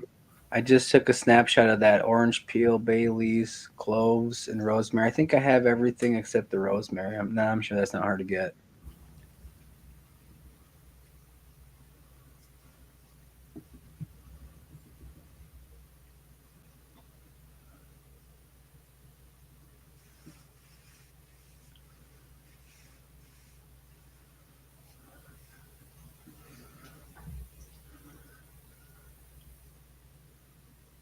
Yeah, hilarious. Ours, when I go pick Wyatt up from his dialysis, they don't normally bark till they hear his voice when he gets back here. They know he's been gone for 3 or 4 hours. So,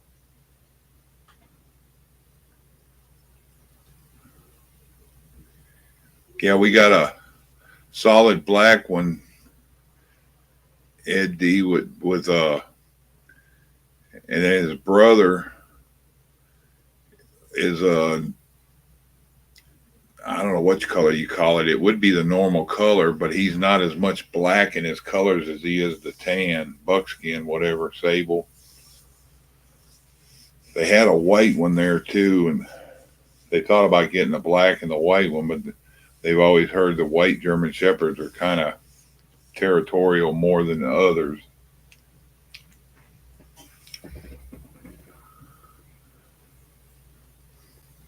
They got that extra privilege. You Yeah. gotta protect it, you know. I know there used to be like a phobia or urban legend, and they called them white dogs.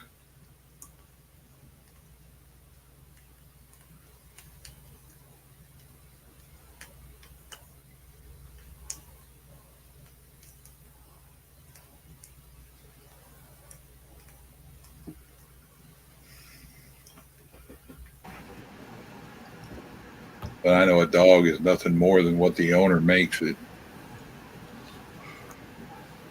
That's true. German Shepherds are really smart dogs, though. I will say, like, I had my dog. Obviously, he's Saint Bernard, but for like a week, I had a German Shepherd puppy, and he was catching on just like watching the commands and stuff I was giving my dogs. This little puppy was catching on, and he was sitting when my dog would sit. He's like, "Oh, you're getting food? I'll sit." You know, I was surprised how smart they were. Or Oh, say. you get petted and you get a treat if you stay. Okay, I'll watch it. Stay means just be right here. Okay. Yep. I had it for a week. I bought it for my nieces and nephews. You know, so like a week I was in Colorado, and then they lived in Wisconsin, so I was driving it over, and it did great. It didn't even really go potty. It went potty with my dog outside. They were kind of, you know, they had the same routine pretty much. They jived, you know. I was impressed. I think if, you know, maybe in the future if I get another dog or something, it might be a German Shepherd or something bigger. I don't know. I like big dogs. There's something about having a big dog, just this gentle giant right here that, Yes, you know, he's beautiful. cool. I like German Shepherds and I like Dobermans. I always wanted a Doberman, but I don't like having to go get their ears butchered, and I think they look funny when they don't. So Yeah, we raised Weimaraners and had to get their tails bobbed. It has to be a certain length and everything if you're going to show them. And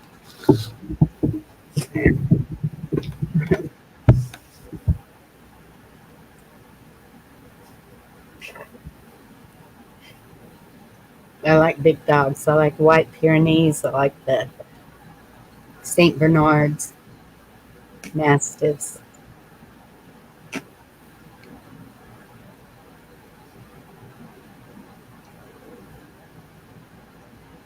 Yeah, the boys had or Wyatt did growing up. We moved and couldn't take it where we were going, so a friend of ours, he took him. But that dog was, the mom was English, or not English bulldog, but American standard bulldog, pit bull, and mastiff, and he looked like a giant Brennel pit. He's very territorial, but he was lovable like a lab.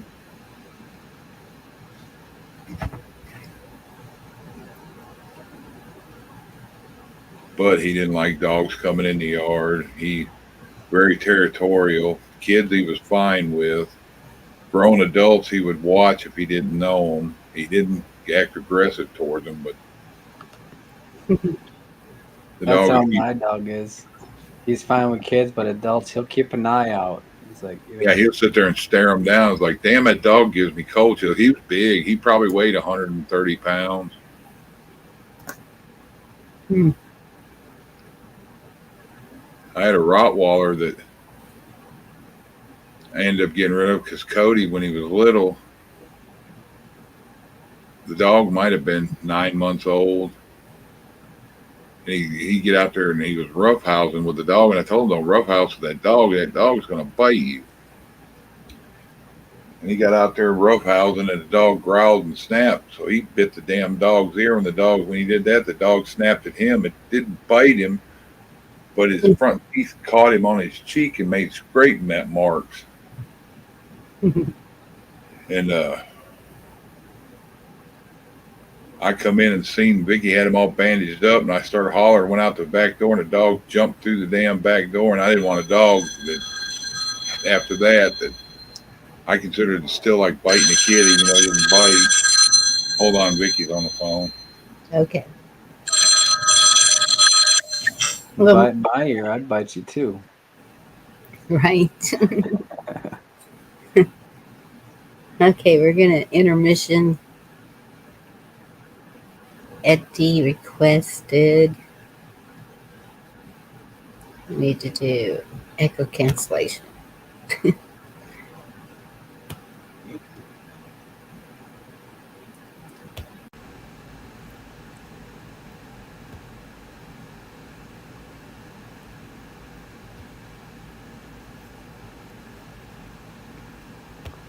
is Nickelback.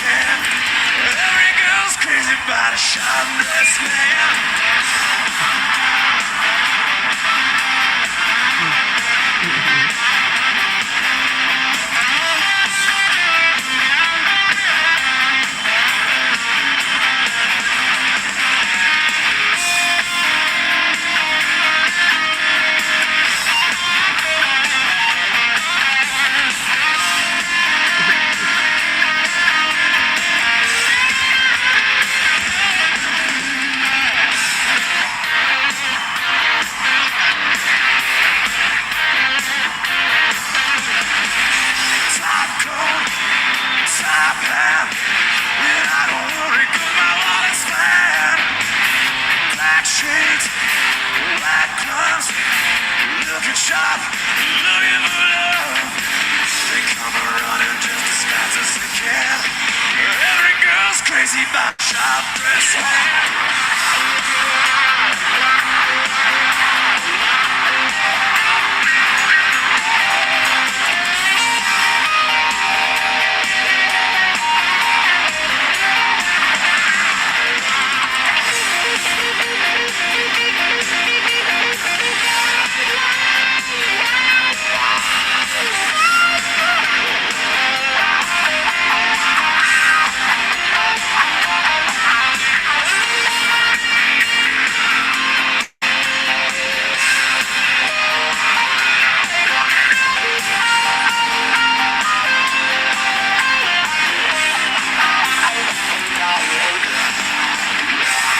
Make some noise!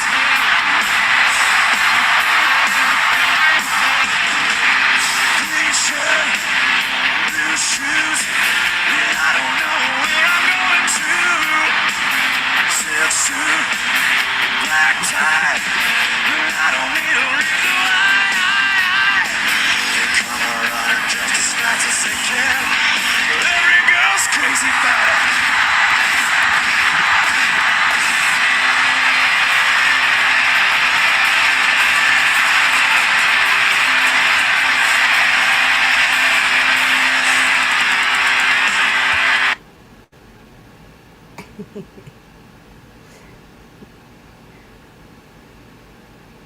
Oh, I gotta do the echo. Okay. We're all good?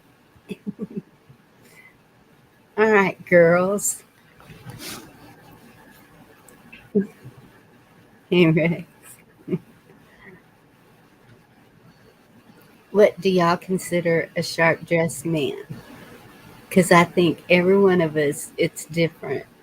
With me, it's like Western boots, no curly toe, no none of that.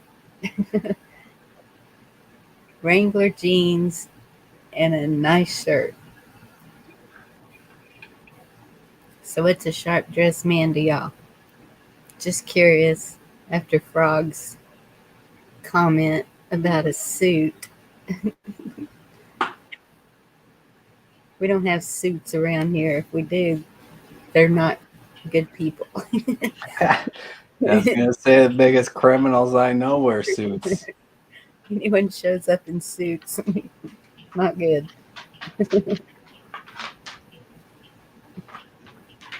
Man wearing jeans and shirt. There you go. It's a man of God. Yes, hilarious too. That's a given.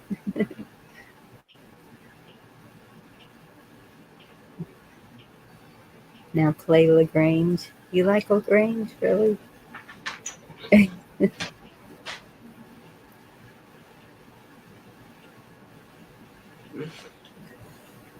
All right, one more. Those are not even the songs that I had picked out for tonight. David N. What'd he say? Sorry. Not repeatable. He said sharp dressed men is him naked. Sorry, my dog thinks it's funny too. Yeah. He's wearing the same thing.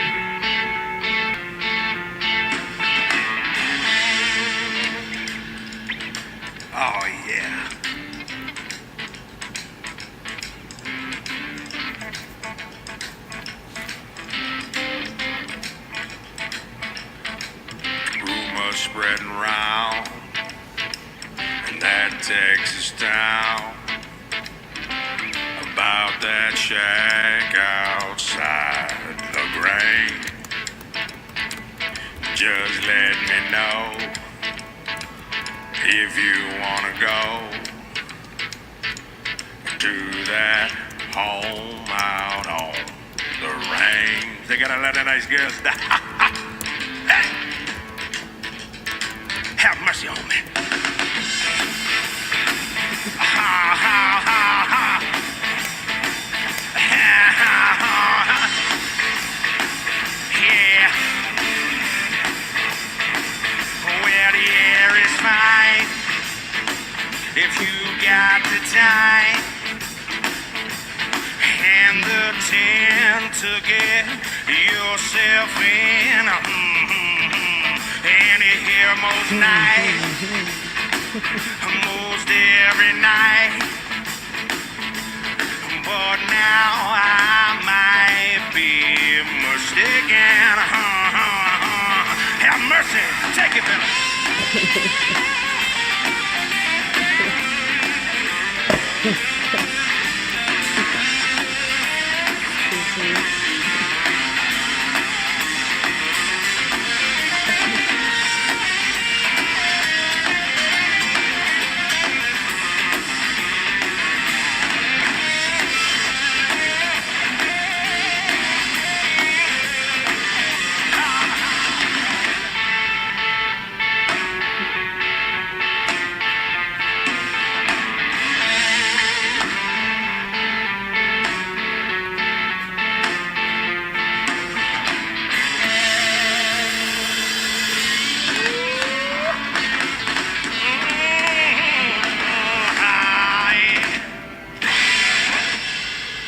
That sure was pretty, fella.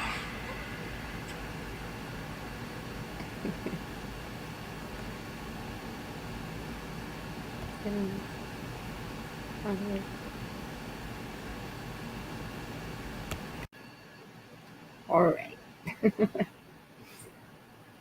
There's our ZZ Top fixed nut.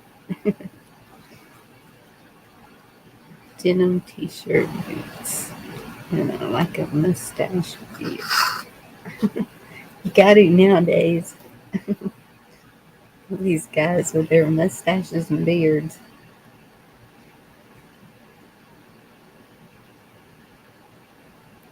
Not Ronan. No, that stuff's too itchy for me.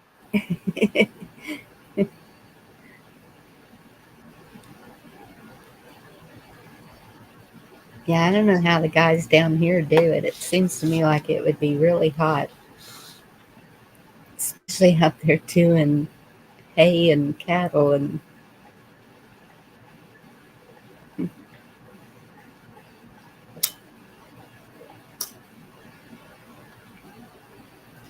I've seen them.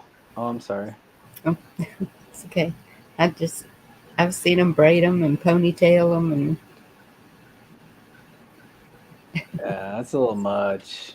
You might as well be a man bun at that point. If you're braiding your beard, you lose points in my book. I'm sorry. Beads and all that business. Come on now. I question the beard balms and oils I see everybody selling. Why is that necessary? You grow a beard, you just grow a beard. well, You're oiling it and balming it and brushing it. It's like Good night, Ben. Good night. well, I think. Am I echoing? Wait, we weren't echoing. I'm back. That's why you're echoing, I guess. Oh. Let me look, make sure it's turned off. Sorry, my internet's getting kind of spotty here. I'm hearing a lot of wind and it's getting weathery outside. Yeah. But to answer your question, I guess beards are kind of kinky.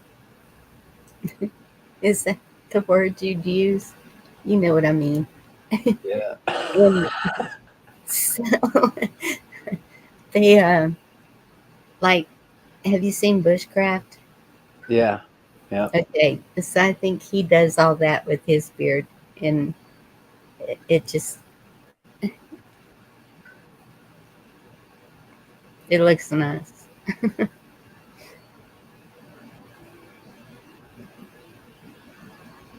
Just makes it straight, and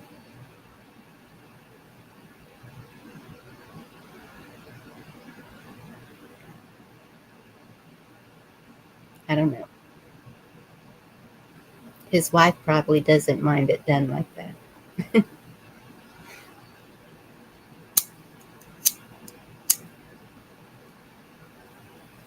But I could see that it does, you know, the oil and the stuff kind of helps it untangle and Yeah, makes it less itchy.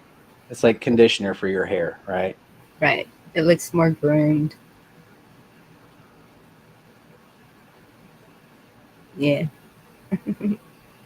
Still a little femmy if you ask me, but you know, not my thing. Mm-hmm.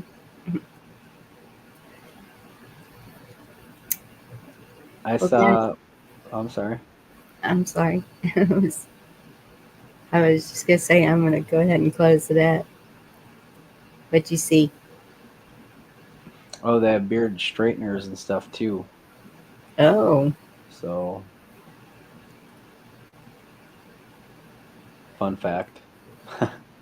yep. But if you're gonna close it up, thank you for letting me up, and it was good talking with everybody. And good night to everybody in chat. It was good hanging out with y'all. I'm glad you came up. Thank you, Roman. If you're gonna stay up, I'll stay in here. I'm gonna run to the bathroom real quick. Good night, everybody. Y'all have a good evening. Any of them wanting to come up there, you better tell them to jump. Don't carry any burdens.